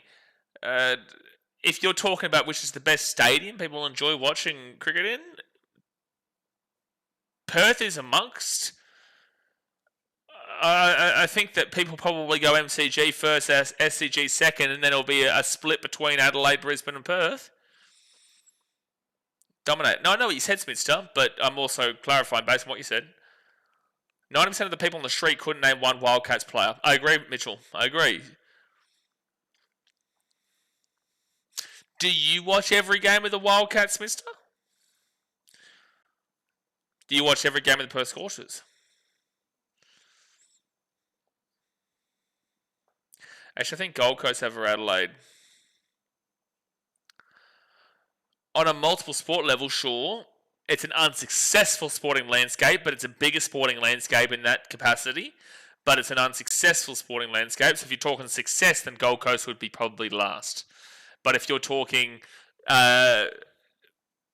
mountain sports, well, again, it's an unsuccessful sporting landscape because they had the NBL team, the Gold Coast Blaze. They had the Gold Coast United. Oh, he's gone. Joel Davies is gone. It's 8 for 90. They might struggle to get 100 here, lads. They may struggle to get 100. Newcastle would sell this debate. You're not in the conversation. Brenton, you're not even in the conversation. Newcastle, you're not. Sorry to say it. Not even trying to disrespect you. You're not even in the conversation. At the end of the day, the only reason the Gold Coast gets discussed in the conversation is because they do have multiple sports, or they've had all the sports in previous years. A-League, Gold Coast United, NBL, Gold Coast Blaze. They have hosted the Sevens on the Olympics, actually. No, Commonwealth Games host the Sevens there. It is a bigger sporting landscape than Newcastle, but Newcastle is a more successful sporting landscape because of the Knights Premierships, but they've never had an AFL team. They never will have an AFL team. And they do have a A-League team at the very least, but no, I would say the Gold Coast is a bigger sporting landscape on its pure form than Newcastle. That's not saying that it's more successful though, because it's definitely not. It's now at East Coast or West Coast, depending on the sport. Sydney, Melbourne, Brisbane, but Brisbane has the best stadium to watch sport. Suncorp, yeah. Yeah, Suncorp's great. Again, Smithster, enjoy the conversation. I'm enjoying the discussion. It's not saying that you're stupid for it. I disagree with you pretty strongly, but it's a good discussion. NBL and cricket, they're clear number 1, and footy, it's clear number 2. Adding the surfing, netball, Perth is right up there. But see, the thing is, you're adding in niche sports. You're saying Perth's biggest sports. Are you saying Perth's biggest sports are NBL and cricket? Bro, go and have a look at the viewership numbers in Perth. Like, go and look at the domestic viewership numbers for the NBL and the BBL. And I'll tell you, you'll be significantly disappointed. I think there's a review coming up here, by the way. This game's well and truly over, guys. That's why we're talking, whatever. No, he's going to be... Oh, my gosh, the bat has just... Oh, my gosh, he's going to be out. He's going to be out. Yeah, this is bad to worse of the Sixers. As he's putting his bat down, it comes off the ground and he loses his bat. He's out. That's 9 wickets down, lads. They're not going to get 100. They're not going to get 100. I don't understand that comment. NBL and cricket, they're clear number 1. NBL and cricket, they're clear number 1. Okay. And footy, it's clear number 2. But what do you mean? Like, so are you saying NBL and cricket, they're clear number 1? Okay, cricket, yes. NBL I don't have as much knowledge on, but I know that they are the most successful. Melbourne United aren't too far behind, I don't believe. I'll go have a look. Oh, Smiths, I feel like you're extremely biased here, my guy. I do. I really feel like Wildcats get sold out for 40 years straight. That's great. The New Zealand Warriors get sold out every single game last year in the NRL and the year before that. And rugby union is still their main sport. That doesn't necessarily reference anything. What was I going to type in? NBL Championship. Someone look at this. Like, bro, no one cares about the NBL and BBL on an Australian level. Like, it's not even close. Like, this is the difference. NRL and AFL are so far in gap from those, and NBL and BBL are not even third and fourth on the list, respectively. Because the Super Rugby viewership-wise gets more viewership than the NBL and the BBL. Just an FYI, Super Rugby gets more. And the rugby is thought of as shit in this country. It's shit. Our Super Rugby tournament is known as shit. It gets bigger viewership than the NBL and the BBL. Okay, here we go. So, well, Melbourne United's not too far behind. That's for sure. It's 10 Wildcats, 6 United, 5 Kings, 6... Yeah, Brisbane Bullets are shit house. Brisbane Bullets. Cairns Taipans are actually the worst. They got 0. People from Brisbane don't care about NBL because they're minnows in Brisbane. No, Smithster, you're lying to yourself here. This is quite literally incorrect. Please, I want you to educate yourself in regards to the statistics and the numbers. I want you to go online and look at the analytics. The NBL is so far down, dude. I'm not even from Brisbane, but the NBL is so far down. It's really, really low in comparison, man. You can't compare this and put them as the sporting capital of Australia because of the NBL and the BBL. I really implore you to actually do your research on this rather than just saying it because you see sold out numbers of like an 18,000 seat stadium or not even that. What would a stadium be? Like how much? NBL Perth Wildcat Stadium. I need you to research this, man, because you'll understand what we're talking about here when you look at the viewership, because the viewership is diabolical. It is diabolical. Perth Wildcats, and also that's a super biased and unfair thing to say that just because a team's not good, that means that place doesn't care about it. Well, you know, the Fremantle Dockers, they've got very passionate fans for Fremantle, but they've been shit since the start of their tenure. Perth Wildcats Stadium capacity. 14,000. You know, like, come on, man. Bro, please go look at the research of what you're talking about. You know, capacity-wise, it doesn't compare. In regards, like, we're talking about trying to use the NBL as a staple point of a country's sporting landscape when they're selling out a 14,000-seater stadium in a very, very limited period in the off-season of the AFL and the NRL, mind you. In the off-season. The viewership is not even remotely close whatsoever. And I guarantee you that if you actually... That's out. He's out. That should be it. I guarantee you that if you go and have a look at Perth on an individual level, it's not in the top 5. I guarantee you. I guarantee you. Regardless of that. Guarantee you. This says basketball's number one participation sport in Australia. Oh my god. Oh my god, bro. Oh my god. Oh my gosh, he's actually just not listening to anything that anyone's saying. He's just like doubling down and putting it's like the head in the sand kind of stuff here, Smithster. Oh, he's actually safe, by the way, Mitch. He's stuck. It wasn't out. I think I'm going to move on from this conversation, bro, because I don't feel like you're listening to anything that anybody's actually saying, and I think you're just adamant that you're right and that you have no interest in actually hearing the conversational point around it, because I actually can't even fathom that was the response that I just had, that basketball is the number one participation sport in Australia. That has absolutely nothing to do with the conversation whatsoever in regards to viewership. Because football, soccer, is actually in regards to the largest in participation. It's soccer, football is. But that's not even anywhere close to being number one. What does that have to do with anything? Participation as a grassroots level has nothing to do with the viewership. It's hard to fathom, bro. It's really hard to it's hard to fathom that this is the conversation we're having, because you're using something that's not even correct, but also has no relevant relation to the conversation that's actually being had. What? I'll give it to Smith. He's sticking to his guns. Well, but he unfortunately doesn't know what he's talking about. Like, I guess he's defending Perth, and I'm not here shitting on Perth, by the way. Like, at no point have I shit on Perth, but he's incorrect in regards to the way of thought process that is happening right now, because he's basing it off of things that don't have any relation to the actual conversation he's having. That is straight up in the air, but that is gone. And there we go. And there we go. I said no one Sporting City. Oh my God, Smithster. Oh my gosh, I'm sorry. You've been painful today. I'm sorry, bro. Love you, Smithster. Love you, but you're not listening to a single word that anybody said. I love you, but you haven't listened to a single word that anybody said, man. And I'm baffled that that's even the response that we've just had just then. Oh my God. But anyway, that is the end of the game here, lads. That is the end of the game.